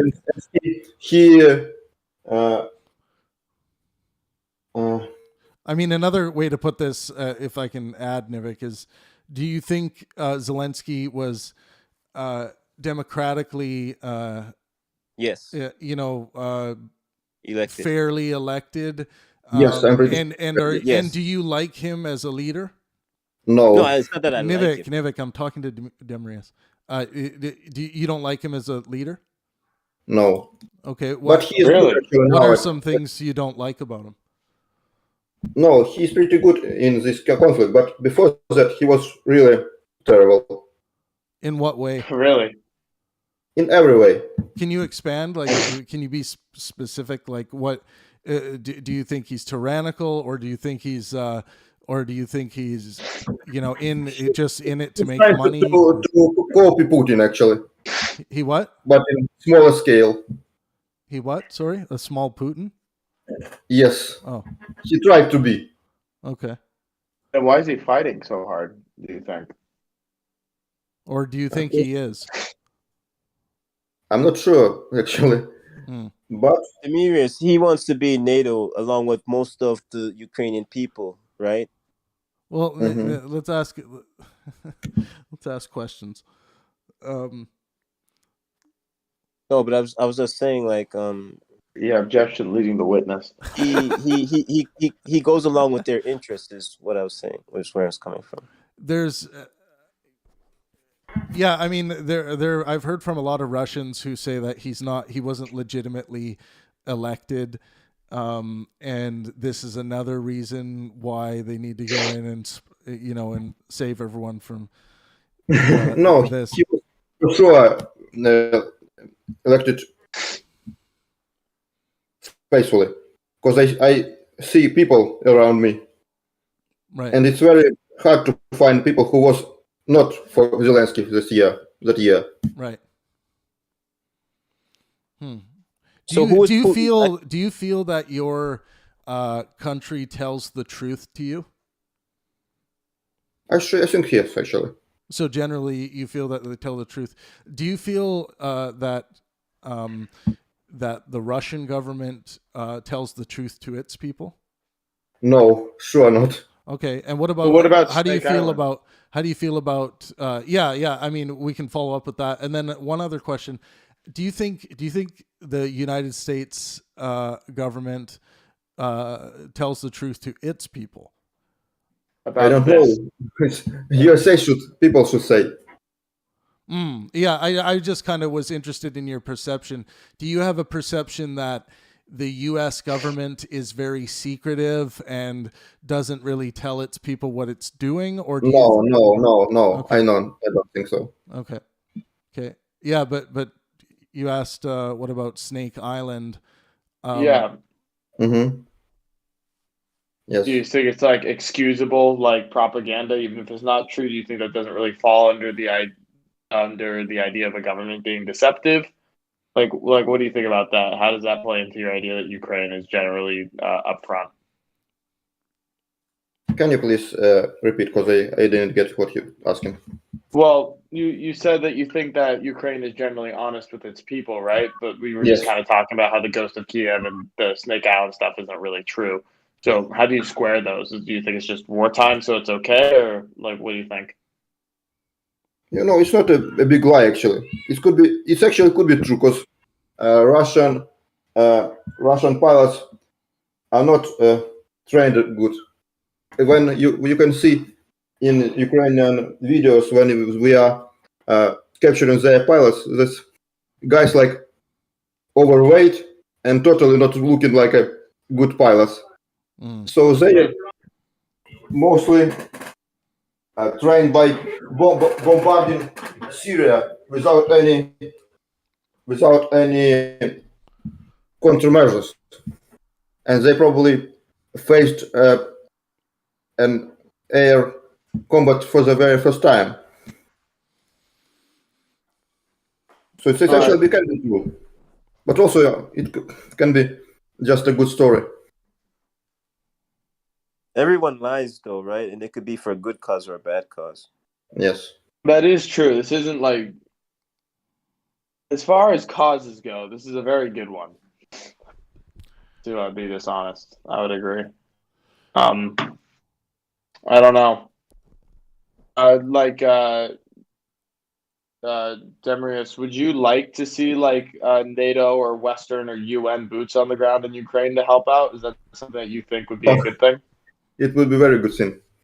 Okay. But I don't think they will. What about Demarius? What about the threats from Putin about this would be an escalation into nuclear war potentially?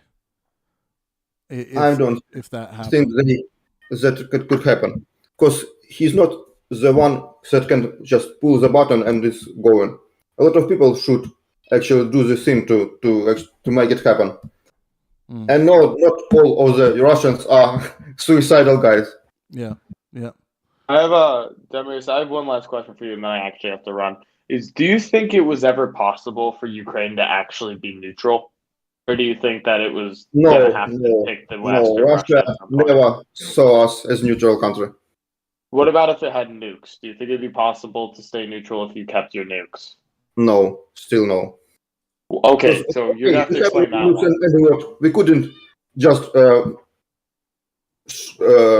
launch our nuke to Moscow, then we will be the biggest evil in the world. Right. So basically, it's changing nothing. All right. Well, thanks, Matt. I gotta run. Trav, keep it alive. Yeah, thanks, John. Great stuff. Does anyone else have any questions for Demrius? If you've just joined us, Demrius is located in the Ukraine. I believe he said central Ukraine. Yeah, we were just having a chat, asking him some questions. Anyone else? Demiris, I always thought like the potential division that could be brought up that's racial within the country. Some folks are talking about like mistreatment of other people who aren't Ukrainian and they're not white in Ukraine. I think it kind of, I think it hurts. It's like it's taking away focus. Yeah, but how much truth is there to that, Nivik? It's a war. It's a war zone, so things get nasty. So, like, but that doesn't mean people turn racist when there's a war zone. Sure not. What I'm just saying, like, people's bad side can come out. There's like, I don't know what you're getting at, honestly. But they're saying at the border, like people are being turned away, and okay, it did actually happen.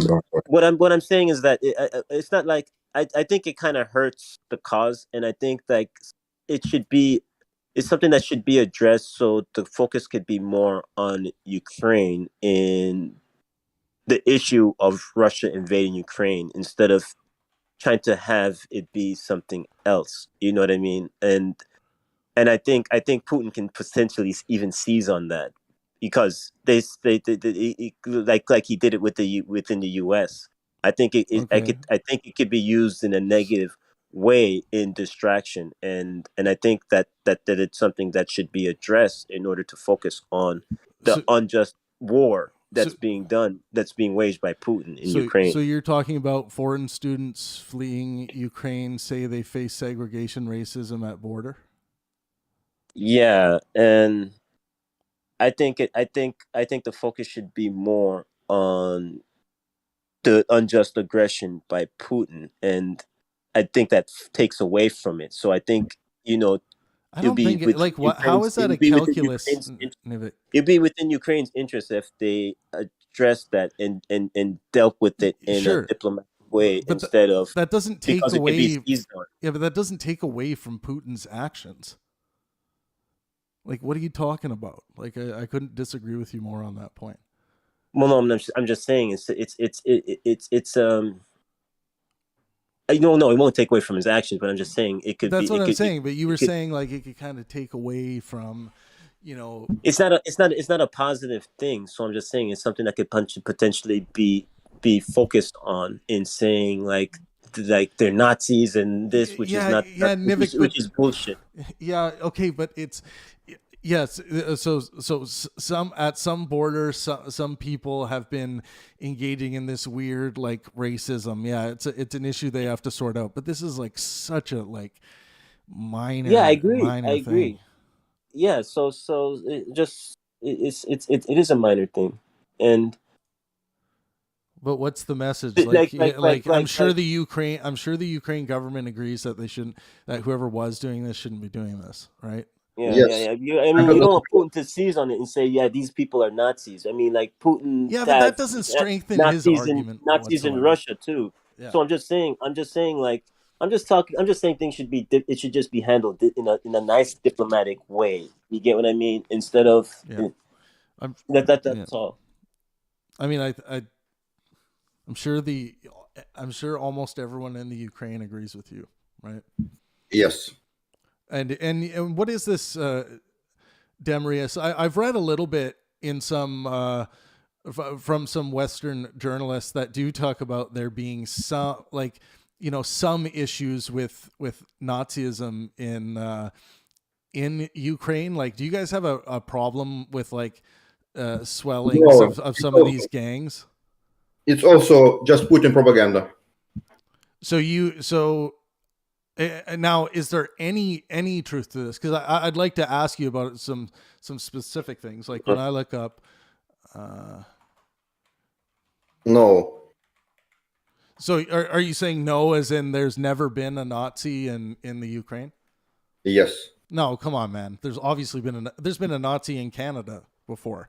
Like, I mean, like. Yeah, you're talking to him right now. Because when you respond to when you respond to me and you say no, that sounds a bit irrational to me. I agree, but still no. Okay, so this Ukraine's Nazi problem is real, even if Putin's denazification claim isn't. So here's some claims here. See, the problem with that is, hang on, Nivek, I'm in the middle of reading something, dude. Of the many distortions manufactured by Russian President Vladimir Putin to destroy Russia's assault on Ukraine, perhaps the most bizarre in his claim that the action was taken to, quote, denazify the country and its leadership. In making his case for entering his neighbor's territory with armored tanks and fighter jets, Putin has stated that the move was undertaken to, quote, protect people who have been subjected to bullying and genocide. And that Russia will strive for demilitarization and denazification of Ukraine. Okay, but even though Putin is engaging in propaganda, it's also true that Ukraine has a genuine Nazi problem, both past and present. Putin's destructive actions, among them the devastation of Jewish communities, make clear that he's lying when he says his goal is to ensure anyone's welfare. But important as it is to defend the yellow and blue flag against the Kremlin's brutal aggression, it would be a dangerous oversight to deny Ukraine's anti-Semitic history and collaboration with Hitler's Nazis, as well as, and I want to get I want to get your response in just a sec. I'm just going to finish this. Collaboration with Hitler's Nazis, as well as the later day embrace of neo-Nazi factions in some quarters. And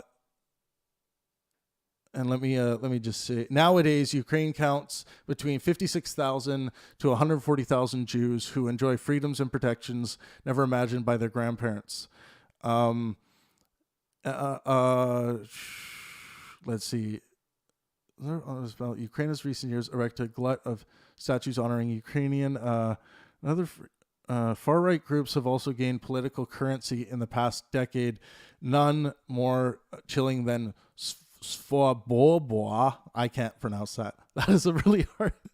Formerly the Social National Party of Ukraine, whose leader claimed the country was controlled by Muscovite Jewish mafia. So there's this. Some people are making claims that there's a problem with actual literal Nazis. What do you think of these claims? Okay, we are not so Nazis that we elected ethnical Jewish to our president, right? As our president. So we have first in the world Jewish Nazi president. Yeah, no, I don't think they're saying your president or your leader is, but I'm just asking do you have gangs of Nazis hanging out in the Ukraine, like causing trouble? No. Okay. Yeah, because that's like, some people report this, but it's hard to know, because people say that there's Nazis everywhere in the United States when really there's like two. And and people write things like the Nazi occupation. Okay, let's see here. I can say that there were some meetings about like pro-Nazis, but it was after it was totally made by Putin, actually, by pro-Putin forces. By the way, your response is perfect with him being Jewish. That's a good contradiction in saying, even if there is, we voted for a Jewish president. Mm-hmm. Yeah, so but that is a good. Okay, but that doesn't mean that doesn't answer the question, like the original question of, is it true that there are these like gangs of Nazis hanging around? And a lot of people talk about this, but when I look for for some, like, I see TASS, which is the Russian news agency. They will say Ukraine's neo-Nazi holds 7,500 foreigners hostage by the Russian defense. And like, this is crap. Like, I'm pretty sure this entire article is just a bunch of shit. Like, I've read this. Here, I'll post it for you guys. This is the Russian news agency. I want you guys to read this and try. That's my point. Try and verify some of this information. I'll put it in the live text. And maybe I just can't find it, but try and verify this. I'll put it in war as well. But yeah, some of this stuff is just like from the and read this TASS, TASS, Russian news agency.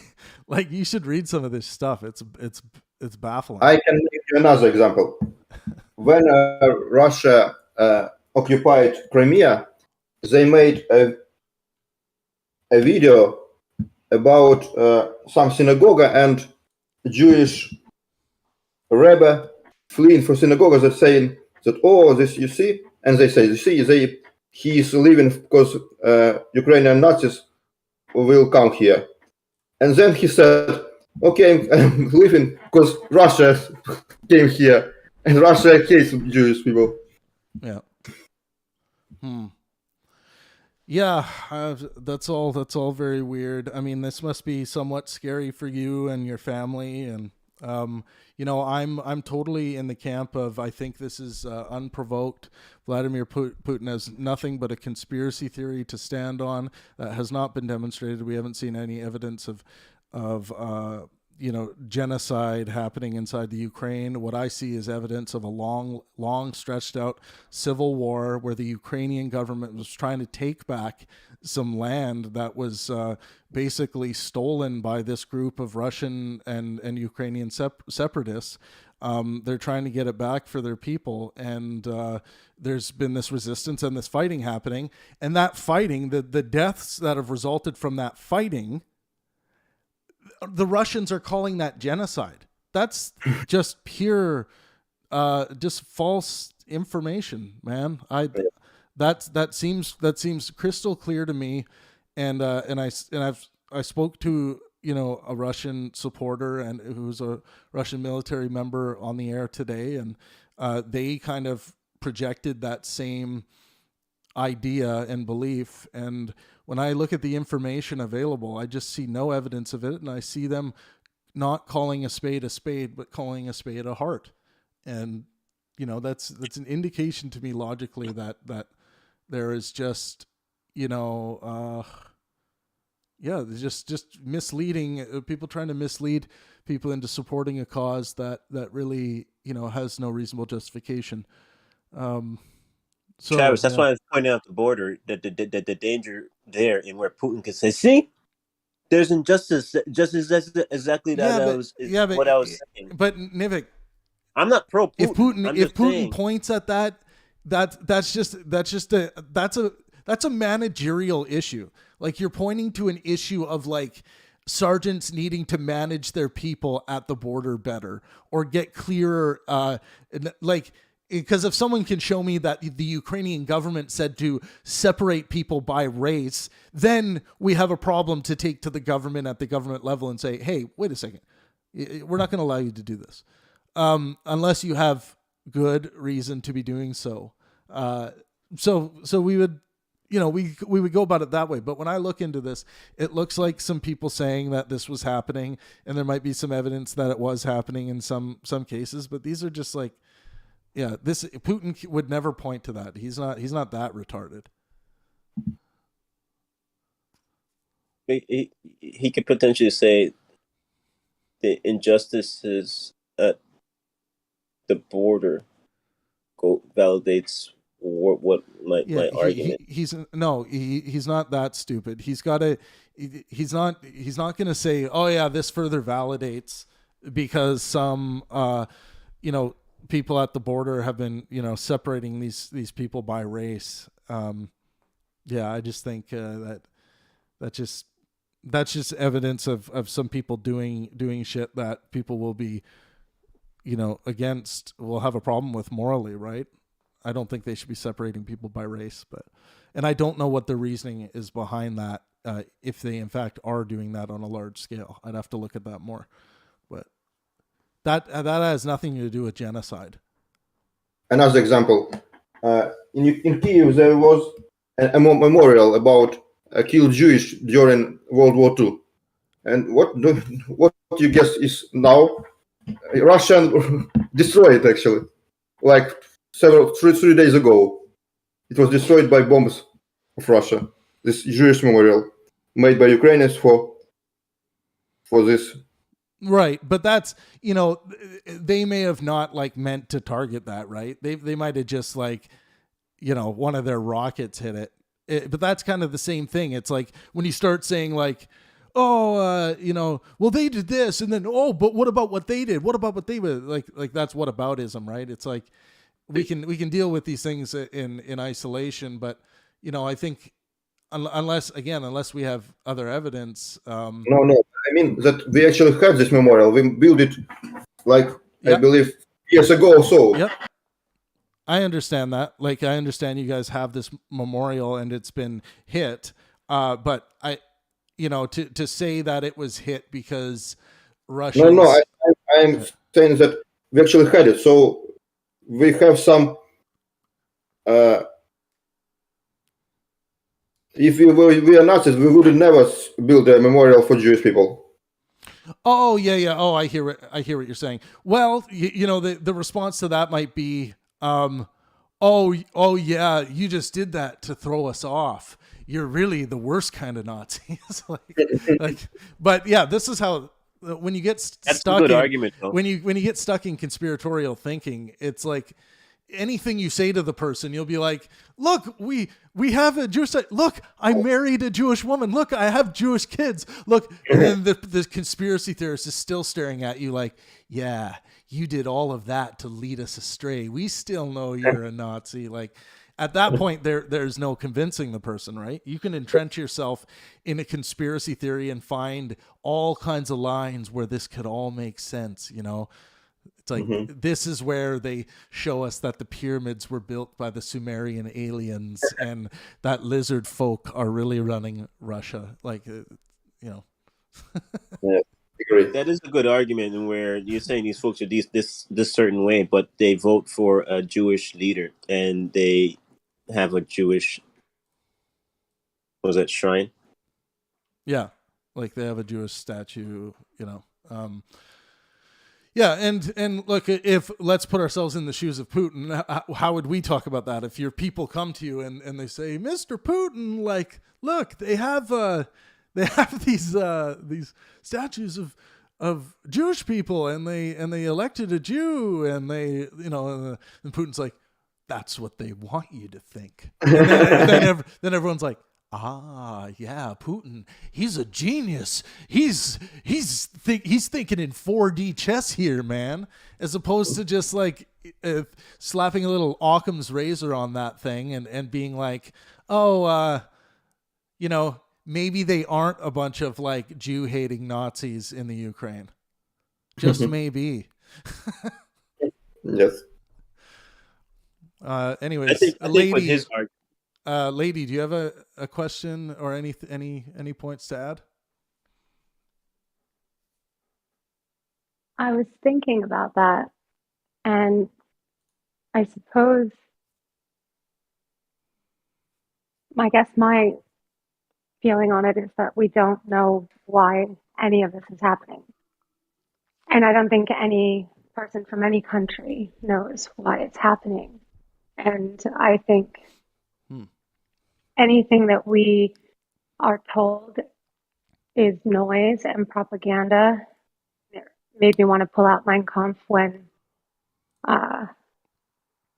he was talking about the different storylines, and just hearing you guys all talk about it, it's like you're trying to untangle something, and when you try to tease out the truth from all the noise, I think it's like trying to do a science experiment in the middle of an earthquake, you know? I don't think... Yeah. I mean, my response to that is you do realize that we do have like career journalists who are doing like the most death-defying journalism right now of their career inside where this crisis is taking place, and up to a few days ago inside Russia as well, right?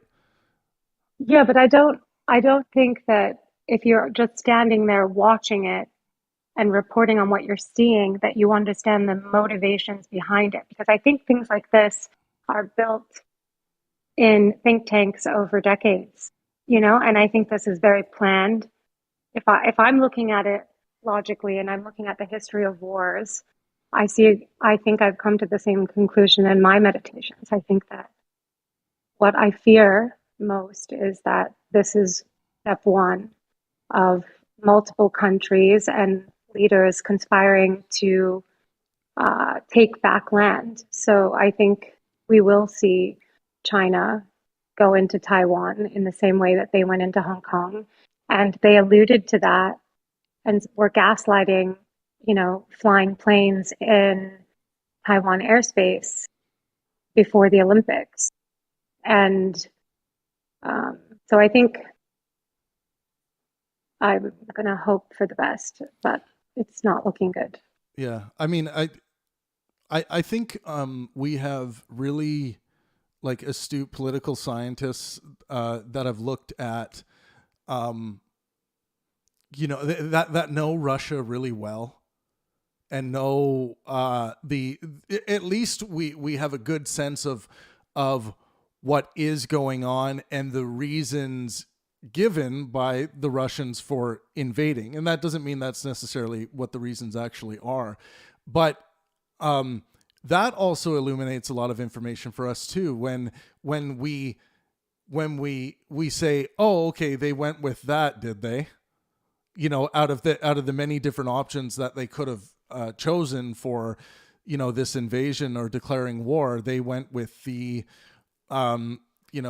genocide against Russian separatists in the Ukraine, and that this is more of this isn't a war necessarily. This is more of a military operation, and they've likened this in many of their, when voicing what they think they are doing, they've likened it to the United States in Iraq. But I don't, I don't think it's, I guess I'm not as I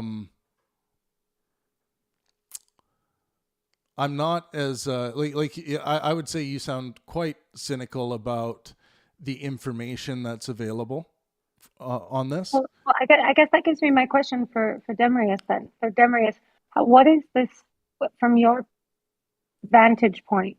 What do you think is the common consensus in your experience of what's happening in your country? And do you feel like people have a lot of differing points of views? Are there a lot of different perspectives on why this is happening? Or is there just one main narrative and everybody sort of agrees? Or is everyone wrong? Do you understand? Am I making sense? Everyone understands that actually Putin made it from the nothing. Like, he imagined it and just wanted to attack Ukraine for a long time, and he finally did it. I think it's actually one point of view, but the other maybe deeper can be different. Some different views. Why, especially, what's the real reason why he wanted to attack Ukraine? Some people think that he wanted just to have more people, because Ukraine is 40 million and Russian 120 million is pretty big population growth could be. Also, Ukraine in the center of Europe, basically, so you can attack from Ukraine to actually attack Europe, a lot of countries. So it's like a platform. Also, in Ukraine there are a lot of mineral resources like metal, iron that could be used. Urans could be used for making warships and tanks. So there are some ideas and views about this, but everyone agrees that it's actually Putin made it for himself.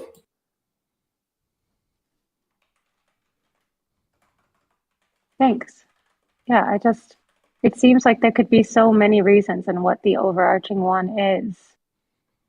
Or maybe that Ukraine leaving Russia, it shouldn't have happened, and it's rightfully a part of Russia, and it's just going to be taken back. I also think we need to understand that sometimes when we're asking the question why, when someone makes a decision or things happen, we may get the information in the end, like we may be able to piece together something, or maybe a manifesto's left behind, or maybe it's written on all of the political publications from the voice of the leader of that country from that time, but maybe we won't get the truth, right? Sometimes we don't, and that's why I think focusing on what has been said, like the evidence of reality, what has been said, what has been done, and what are some inferences or extrapolations and predictions we can make based on the information that we have. So I think there are some there are some ideas that a lot of political scientists are talking about, like, okay, these are the three main reasons why, Russia would go in, and here are my arguments, and here, and here's the evidence to support. So there's a lot of people making these predictions or trying to play the mind reading game of the Russian government and Putin right now. But I tend to look more to not trying to get to the. Sorry, go ahead. I mean, there is no Russian government. There is only Putin. All other people just. What do you actually? Let's expand on that a little more. What about the oligarch and how it and what kind of role it plays? Like, do you think there's anything there, or do you think this is Putin just does what he wants? Putin just does what he wants, and all government is for you, for Western world to show, okay, we're also a normal country like you, but they're not. I'm gonna see if I can get CFC in here. It's cosplaying, it's cosplaying of a normal country. Right. It's a king. Did you just say it was cosplaying? Yes. That's great.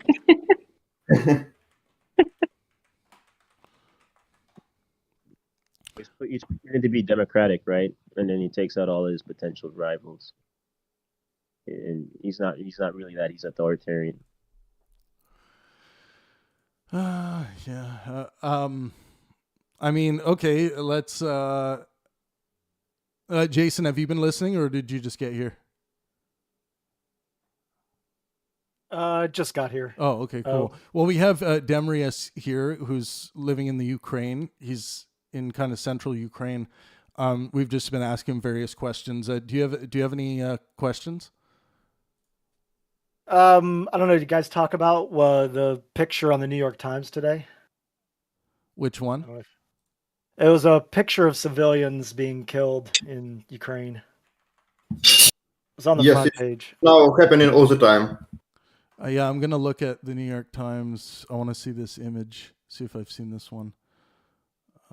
Actually, we captured Russian military, and he said that it was a command to kill civilian, to do as worse as it can be, like blowing houses, kill civilian people, and so if you are to demoralize, and if you are not agree with it, you also others should kill you. Let's bring Aaron in. Aaron, I saw you mention that this is such a joke. What part are you referring to? Travis, you already know what I'm going to say. No, I don't. If I didn't have hope in humanity before, I definitely don't have it now. This goes to show that all this bragging and boasting we do about each other, how we're so advanced and so special, yet we're still going to war over petty bullshit. I just, humanity is a fucking joke. That's all I have to say about it. Joke. I mean, yeah, I do share your frustration with this stuff. Like, this is really like, look, we knew this was coming. Anyone who's looked at Russia and Russia's feelings over the past, 20 years, 30 years, 40 years, and how the things that Russia wants, the things that Russia never got, Russia's never listened to enough. Russia's never taken seriously. Look at us over here. We're going to do these things to get the world's attention. We all knew that a day would come when the world had to unite against a bully. And I think Russia is a bully. They've demonstrated that with this declaration of war. We need to send a message to the bully that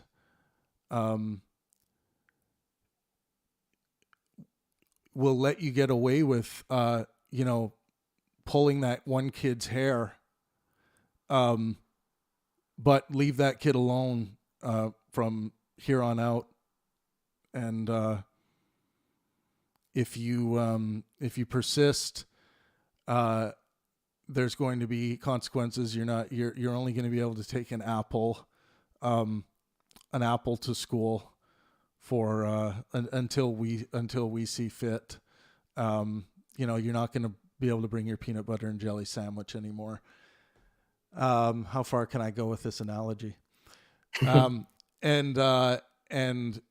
if you continue, if you act outraged because of these necessary punishments that we think you deserve, then it's only going to get worse. And then the bully says, "Well, what does that mean? I can do way worse than what I've done here already." Well, I guess you're either going to find out or you're not. But I know my nation, Canada, we've been shipping powerful weapons to help the Ukrainian people destroy, your overreach into their country, and we're going to keep doing it. And hopefully we won't have to, but we'll be sending. There is a line that you can cross, and you're very close to it, where NATO and other joint forces are going to come together, and unfortunately, it's going to be so many innocent people that get punished, and not these overzealous, bullies in the playground. I just want it on the record, by the way. I'm not frustrated. I'm too jaded to be frustrated. This is typical human behavior. It's like, honestly, if anything, I'm more surprised that it's taken this long for some stupid shit to happen. Human beings just can't help themselves. We have to fight each other over stupid shit. The fact that we're still, how many hundreds of years later, still fighting over fucking land. Yeah, but here's the thing, I can't. Aaron, it's not all of us. I don't think it's humanity. It's literally like right now, if we look around the globe, it's like this kind of thing, this kind of threat to this scale is pretty rare. And what happens if Russia just says, you know what? I think we got to work on diplomacy with Ukraine. We got to work with Ukraine. They're our buddy. They're our little buddy. We got to grow together and build programs that are going to be mutually beneficial to both of our countries and work together. Not this fucking like playing Civilization 6, like, I'm going to declare war now because my military's in position and, oh, it's going to be so good. We're going to be so welcome. Like, this is all just a fucking big pile of delusional bullshit. This whole thing. That's literally my point. That's literally my point. Frustrates me, man. I'm not surprised. it's the shit like this that kind of makes me personally wish that I was born like 2,000 years in the future, where hopefully human beings would have evolved beyond this pointless war bullshit. Well, because I don't care. I honestly don't give a fuck what Putin's inspiration or motivation is. It's fucking pointless. It's pointless. Yeah, sorry. Well, I'm glad you're here talking to us now and not 2,000 years into the future. That's just me. I'm not. Anybody seen the PBS? The PBS has a Frontline out on Putin that came out like a week ago. It's really good.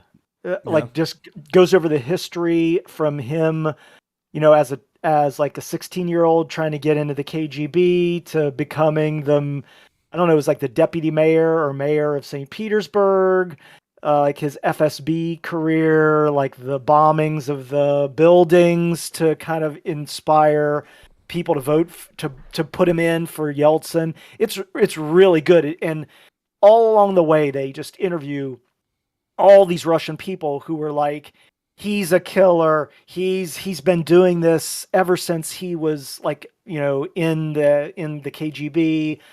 It's really, I mean, the fact, like what Aaron was saying is like, I'm not surprised that he's doing this, given the kind of person that he is. And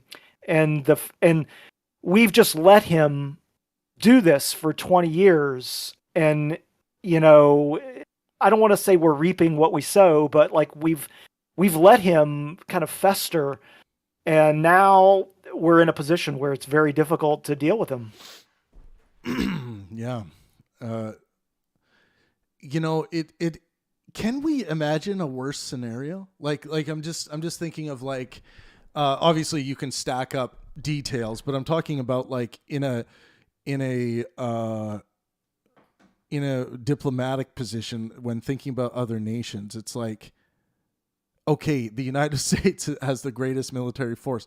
The second greatest military force on this planet is bullying another nation, making up just bullshit as an excuse to invade.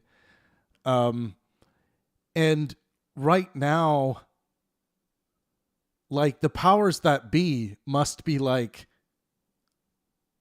is this really happening?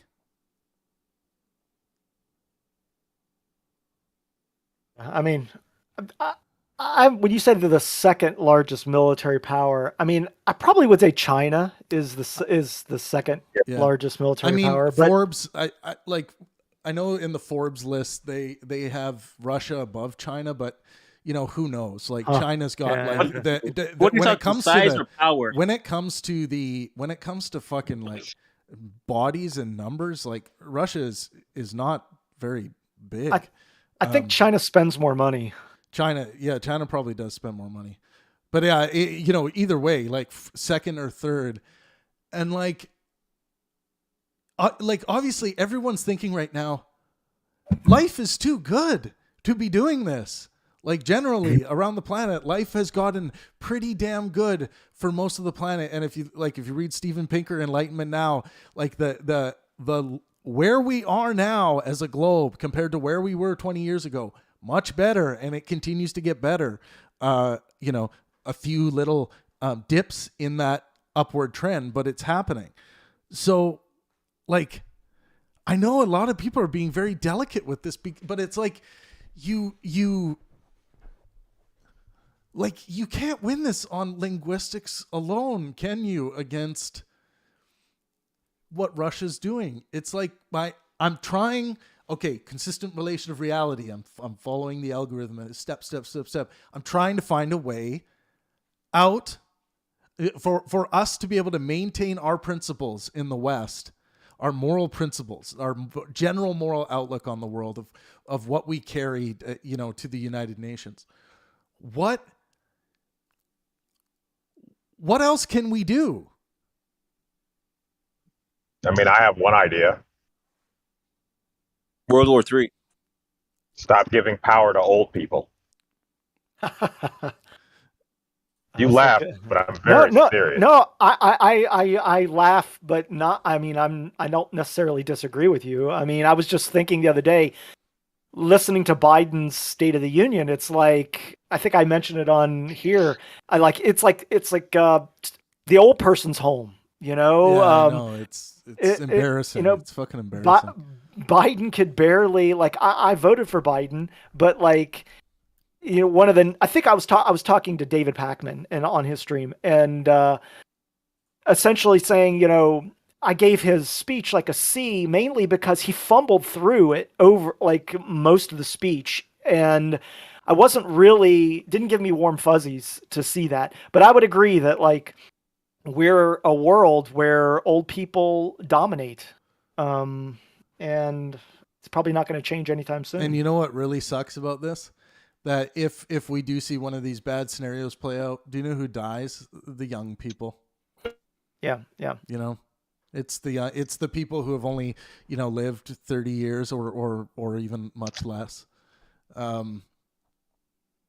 It's just, and I get Aaron. I hear that frustration. I totally get it, and I think most of the world is over that, but we still have these skeletons in the closet, and Russia, and especially under Putin's control, is one of those skeletons in the closet. It's that terrible meeting on your schedule that you've been pushing and pushing and pushing and pushing and pushing and pushing, and then it's eventually it just, you have no time left and you have to take that meeting.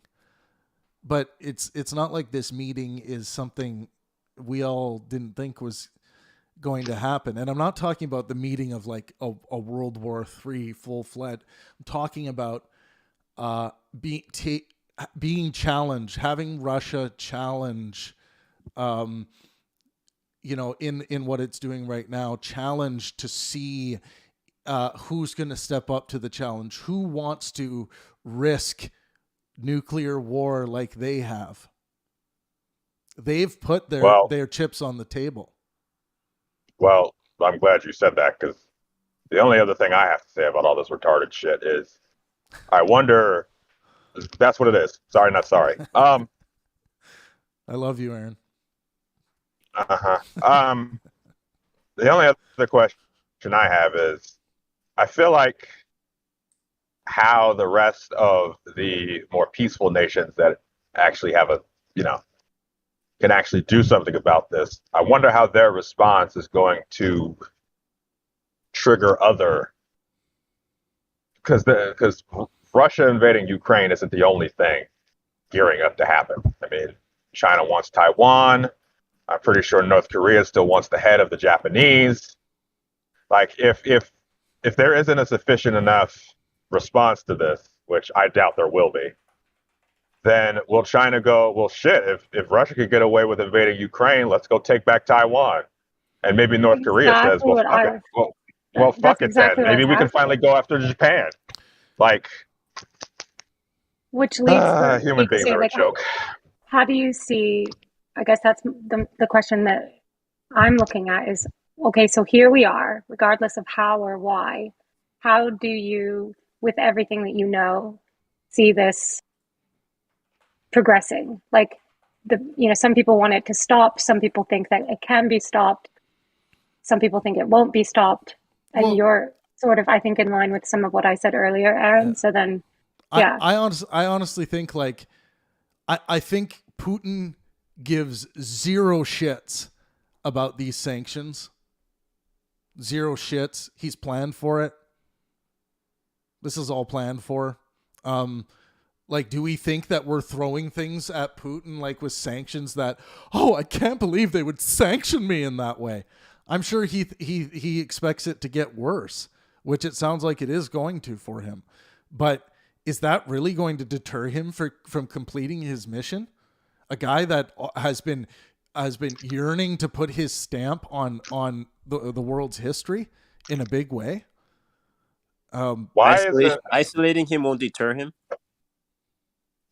Why is it that he isn't facing, like, again, this is why I say this is such a joke, because we have these international laws that basically say, hey, you can't just go invading other countries, but this shit, people just get away with it. Like, I feel like the only time that motherfuckers actually had to stand trial for doing stupid shit like this was the fucking what were they called? The trials after World War II. Nuremberg. The Nuremberg trials. Yeah. Like, why isn't Putin facing some shit like that? Well, where somebody literally captures him and fucking puts his ass on trial. Well, that's... See, the fact that you laugh goes to show how much of a joke it is. Yeah, this is... Yeah, I mean, that was the dream with Hitler, right? They wanted to get Hitler alive and have him stand trial.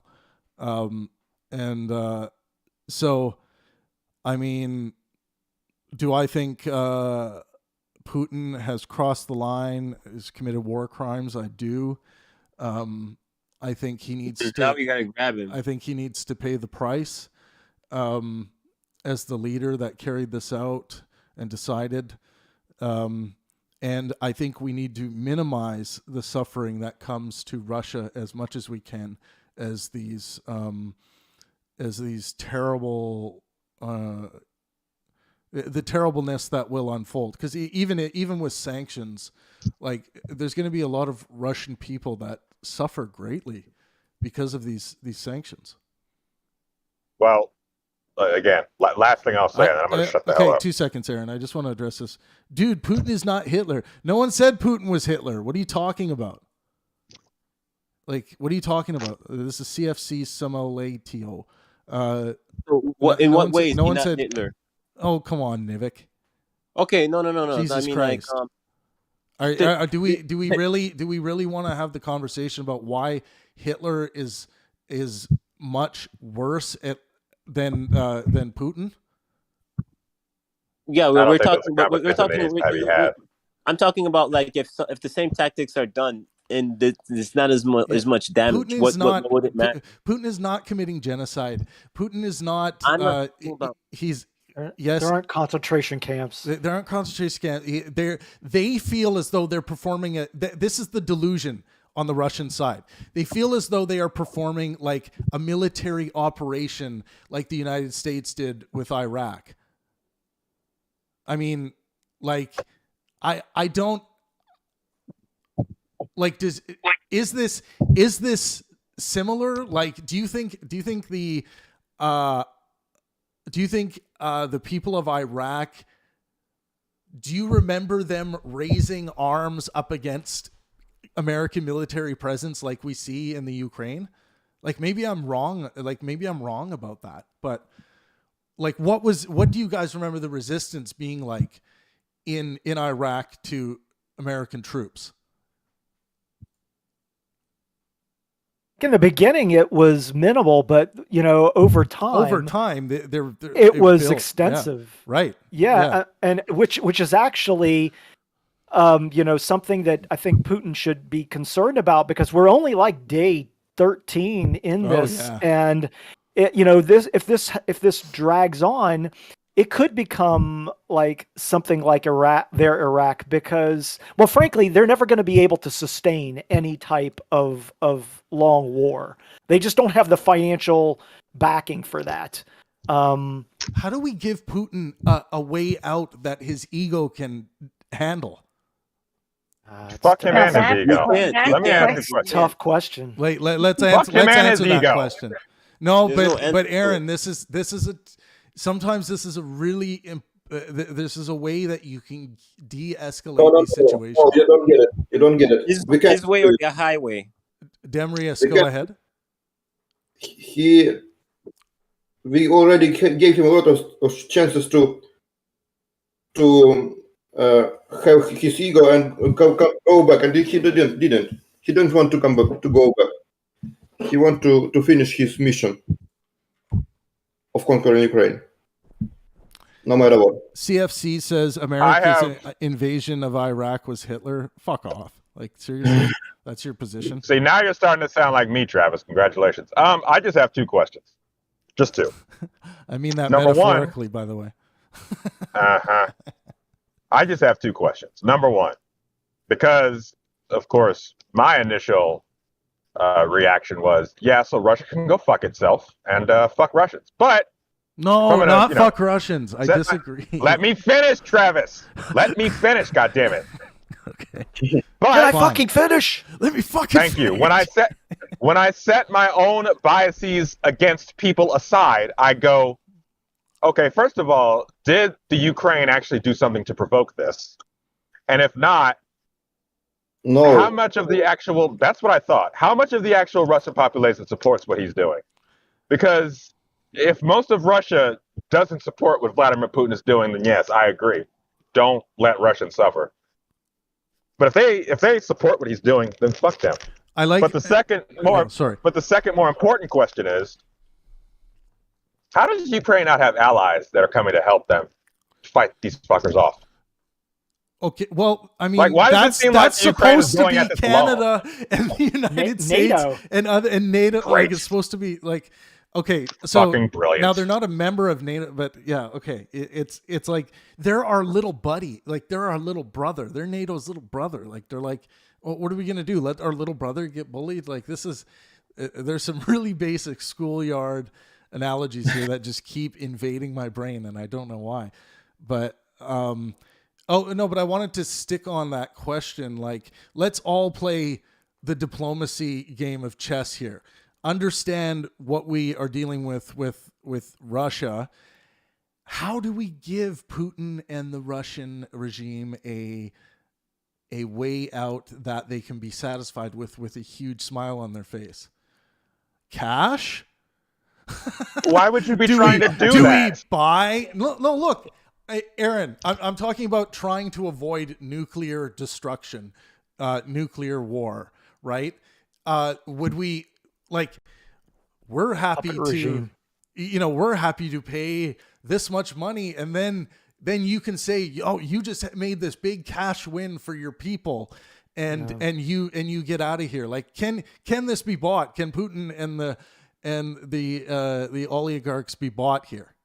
No. I don't think so. Yeah. No. They have much more money than you even can imagine. Typical Canadian niceness. No, let's try and talk about it as this motherfucker's killing innocent fucking civilians. I'm willing Damn it, Travis. I'm willing to look at all of the possible options. What if it was $10 trillion? You give a monster a cookie, you encourage him to exactly and rip your face off. He's gonna rip your face off for the rest of your cookies. You're just emboldening him by doing that. You should be trying to crush this motherfucker. Hang on. The damage. We do this, but then we get Russia to sign this declaration that they will they can only defend themselves forever. If they ever invade another country again, they don't get to be a country. Russia never. And maybe maybe we'll throw a few women in there too. That tends to spice up any deal. Just turn women into objects, huh? Jesus fucking Christ! Cancel Travis Pangburn. You should be trying to crush him, not work with him. Okay, the man's clearly Travis. The man clearly has his head so far up his ass, he's literally breaking the laws of quantum mechanics. Okay, why the fuck do you want to negotiate with this asshole? Honestly, Aaron, I don't. It's not that you want to negotiate in these situations. Always, what you would love to do is snap your finger and have that person removed from power, and then they retreat and they all go home. But we have to think of I'm asking you to get weird here. Get really weird. Aaron, would you be willing to give a reach around to Putin if he would just simply go home? Definitely. Yes. I'll do it. I'll do it. Come on, Aaron. I'm not going to say what I would rather do. I'm as the only woman in the chat, I'm just gonna But you're enabling a bad behavior. You're giving a profit-driven motive of, okay, let's give him money. Nivik, I'm not saying you might do things like after they retreat and they go back to Russia, you fucking militarize. No, hang on. You militarize heavily everything around Russia so that literally you're you get them to sign some kind of deal. And again, I'm grasping at straws here. I'm looking for a diplomatic way to find our way out of this situation. Is there one? I don't know. Let's hear your ideas. By the way, I just want to point out Skeptic77 on YouTube saying you can't crush Russia. I'm not saying crush Russia. I'm saying crush Putin. Because I imagine that most Russians aren't in agreement with what Putin's doing. So crushing Russia because of this would make a whole lot of fucking sense. Now, would it? CFC says, know if you can't beat him, join him. That's a recipe for world annihilation. What if we just said this? Putin, leave Ukraine alone, go home. We're going to give you this crown that says King of the World on it. And for the rest of your life, you get to be king of the world, as long as, and there's no other perks, you just get to wear the crown. And you have to sign this declaration that says Russia will never invade any country ever again, or else it can't be a country. That was the deal with Ukraine. Ukraine had nukes, right? And that was the deal. If not messing with Ukraine, and they got rid of their nukes, and Russia still invaded Ukraine. So there's your reward. I think you'd piss off China. You'd be like, wait, what? China. Yeah, and then China gets involved. Like, we want the crown. Yeah, exactly. Jesus Christ. But then, while people are still thinking of their... Go ahead, lady. Let's let lady go, Nivik, and then you. Yeah. I was just going to say, while people are imagining other scenarios for how to extricate diplomatically, I was going to point back to what Aaron said a moment ago about, what about these Nuremberg trials and these structures that we have in place? And my question to that is, what happens now that we see that these things aren't actually being implemented? They're not. So the illusion there. So what has that damage? We can't. You know what I'm saying? Like, what's the damage going to be? Finding out that the structures that we have can't be enforced or aren't going to be enforced, and like the validity of them after the aftermath of that, and how do we recover from that? Because I think that's huge. Once you show, somebody's tested the boundaries, right? We were talking about parenting yesterday. Like, once you've tested the boundaries and you know that you can't be grounded for the rest of your life or something like that, right? What do you do when you find out the Nuremberg trials don't happen? And what is the cost of that? Yeah. Like, what's the cost of like no penalty for crime, right? Like, if we use, can we build an analogy out of Portland in the United States, where Portland kind of just like was, it just turned into this chaos zone for a while. I don't know what's still going on there, but like,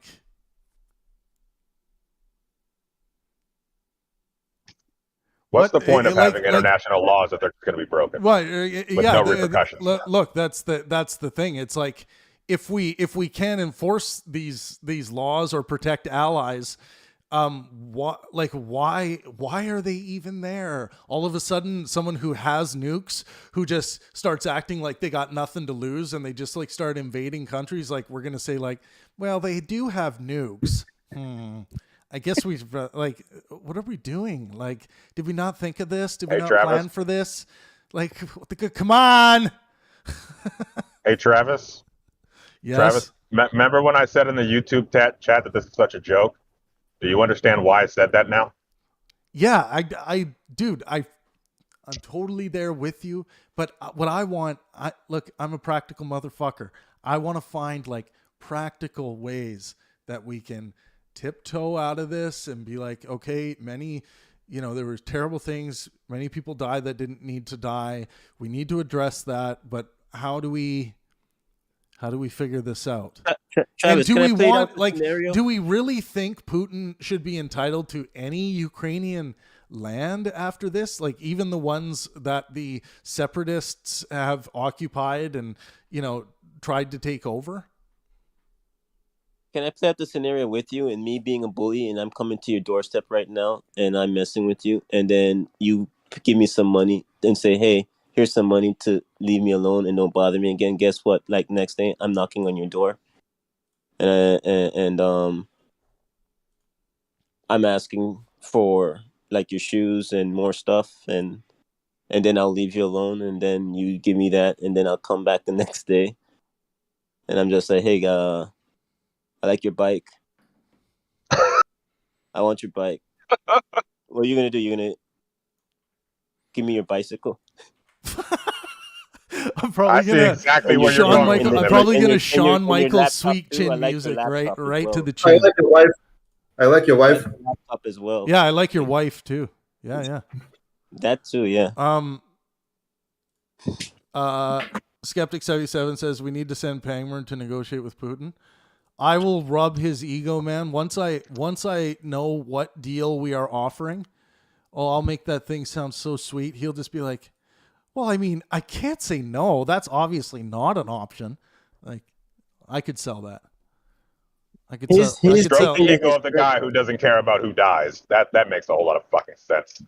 No, it does. It really does. Like diplomatically, like what Donald Trump did with North Korea, I think was Donald Trump's the best part of his presidency. What do you do? You know, feeling well. I think showing North Korea that we notice and we're listening and we're here to communicate. You know, there are some things that go on in your country that we think are bad, but we're here. You know, we're here to communicate. We're here. We're at the table. We acknowledge you as human beings. A lot of times with small nations who, you know, they're trying to like do bomb testing and trying to get noticed because daddy never pays attention to them. It's like sometimes daddy needs to go in and just pay a little attention. I think, you know, seeing North Korea and South Korea shake hands, was a beautiful thing, you know. So after all this, you think we're going to shake hands with Putin? What? After all this, you think we're going to talk diplomatically with Putin and shake hands with him? You might have to. That's the terrible thing about diplomacy on this planet. That alternative that is. Sorry, wow, Andy, you are loud. Go ahead, man. Oh, sorry about that. No worries. I think I had you at 125% for some reason. Yeah, I think that. Yeah, it might suck to have to shake hands with a slimy guy like Putin, but that alternative is so much better than war. Yeah, honestly, you guys, like Nivik, you only need to see one like dead child that's been charred to death by some kind of explosion that happened right by them. They had to experience that as their last experience in their life. And then you're like, oh yeah, I'm fine shaking this guy's hand if we can minimize the amount of that occurring.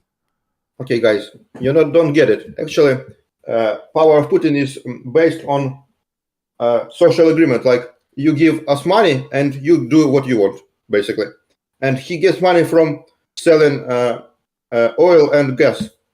And if you will stop buying oil and gas, social agreement will just destroy it. So, and he will be thrown. So Demrius, I get that. Like if we literally did stop, like if everyone stopped buying oil and gas from Russia, it would impoverish the country, as far as I'm concerned. But that's not. But Demrius, is that really a good option based on your moral foundation? Like, do you want to like? I mean, it's an option, but what if the Russians like just don't care and they allow their country to just fall into depravity? What do we do next? It's like the next step is like some kind of like forceful intervention. Like no, they okay actually. People would uprise. I mean, God, like let me pull up my Stalinpedia for a second here. People would uprise if you impoverish the country. Yes. They will blame Putin for their poverty. Exactly. So you starve them. I'd also like to point out, I think the major difference between North Korea and Russia is that North Korea sticks to their own people. They're not going out killing other countries like citizens for bullshit reasons, where Russia kind of is. Just going to put that on the table. They just don't have enough money to invade other countries, and Russia has. That's the only difference, basically. I don't think negotiating, buying him off. I don't think any of those things are going to work. And likely not, unfortunately. Yeah, and I mean, if you try to step into the mind of Putin and say, well, what does Putin want? Putin's almost 70. He wants, I've said this before, he wants a restoration of the Soviet Union. He wants the Baltic states, Ukraine. He wants to take back what was taken from Soviet Union during the Cold War. So if we're like, what appeases Russia? The only thing that's going to appease him is, frankly, even if you were to say Ukraine is his, I don't think that would appease him. I think he's going to go forward and say, I want the Baltic states, I want Georgia. The Russian Empire. We do not want to see another Joseph Stalin situation of millions dying. Of there was of course the ethnic cleansing aspect, but I'm talking from like a famine, just like nationwide depravity to a level that we just see millions of people dying, the worst kind of death imaginable. This is just, we need to also think when we're looking at sanctions, when we're looking at what we could do to to really squeeze the balls of Russia. We do need to consider, like, I want there to be a way for the people who don't want any part of this to, like an opportunity for a mass exodus, but I know that sometimes it's just impossible. It's just a lot of Russians are leaving right now. I know a lot are. There are a lot fleeing, and I'm glad to see this. Not everyone can fucking afford this. Like, not everyone can afford to just pick up and leave and flee. And their families are there. Like, it's just, it's horrific, man. By the way, let me see here. Demrius, I believe I heard someone say that you're actually in Ukraine. Is that true? Yes, exactly. Well, I'm a dumb American. I'll be the first to say that. But just know I really wish I could give you a hug right now because thank you, man. It's just disgusting. It's disgusting. Absolutely fucking disgusting. As far as I'm concerned, the rest of the nations on the planet that can get along for 5 seconds ought to be bringing bringing Putin to his fucking knees. Fuck's trying to appeal to him. If the rest of the allied countries band together and show his ass they're not going to put up with this shit, that might get people thinking before they try some shit. Now, how about this? Separate, they may be weak. How about it? Like, if NATO gets involved, perhaps this is the best situation. NATO goes full-fledged. We are going from one side of the Ukraine to the other. We are sweeping through, and any Russian resistance, when we restore, Ukraine back to its people, is going to be met with force. Like, not going on the offensive and like bombing infrastructure in Russia. That's very scary. But all of a sudden sending the full wave of support, it's like we're all linked in arms. We're giving all the Russian military members that want nothing to do with this, they can get the fuck out of the Ukraine. I think that might be the best scenario. If NATO does get involved, it's just literally like, we are here as peacekeepers. We are coming in with the military in case we have to use our weapons, but really what we are here to do is return, is to end this war and allow the Ukrainian people to live free from Should have done Russian that earlier. I know, Nivik. It's like this is in every war though. Like, every war anyone's ever fought, it's like, oh, we should have been ahead of this. We should have gotten there earlier. It's like, we don't do things that way, unfortunately. You still can give us. We kind of did it that way a little bit. We armed Ukraine systems, and it will be fine. We're totally defeating the Russians on the ground, but we are losing in air. Yeah, the what you call it, the javelins and the stingers. And low from Britain. Very good. Yeah, I'm seeing a lot of video images of shut down. So Demrius, I want to ask you this very personal question. Okay. If the Russians reach your city where you live, yes. What are you going to do? Are you just going to stay in your place? Are you going to flee? What's your plan? I will move to Hang on, Nivik. I want to hear this. I don't hear about Stinger. I will move to western part of Ukraine. Sorry? I will move to western part of Ukraine. Okay. So you would move west, like if you knew, so you would keep yourself safe. Yeah. Yes. Yeah. Is there any chance we could just get you out of the country? That'd probably be easier and much safer. There's you know, I know that there are a lot of people fleeing. You know, Poland's taking in a lot of people. Yes, a million people already flee to Poland. Yeah. Poland. Yeah. And Polish actually very helpful. They welcoming Ukrainians. Very good. Much better than we expected. Yeah. Man. Well, I think I want to, unless anyone has any last thoughts there, I think we can head down to the tavern. I want to invite all of you on the YouTube chat to join us as well. We're just going to head to hang out in our digital tavern where we get to know each other. Come and join us, Samuel, Skeptic, Openly, all of you guys, CFC, you're all welcome. Looks like we have a couple people who are kind of supporters of what Putin and Russia is doing. You guys are welcome too to come have some conversations. But yeah, this is big happenings around the world. Special thanks to Demrius for coming on and sharing your story and journey with us and your thoughts. I really appreciate that. And thank you guys for giving me such opportunity to say a word from Ukraine, actually, not just propaganda. And you know what, we're going to be live talking about this a lot. I hope you stop by again and keep us updated, because I know I'm going to be thinking about you and other people who are you know, under the threat and experiencing terror in Okay, thank you very much. In the Ukraine. Yeah, okay, thank you everyone. We're heading down to the tavern. As always, let art and science inspire. Thanks, guys. So where is tavern? How I can get it?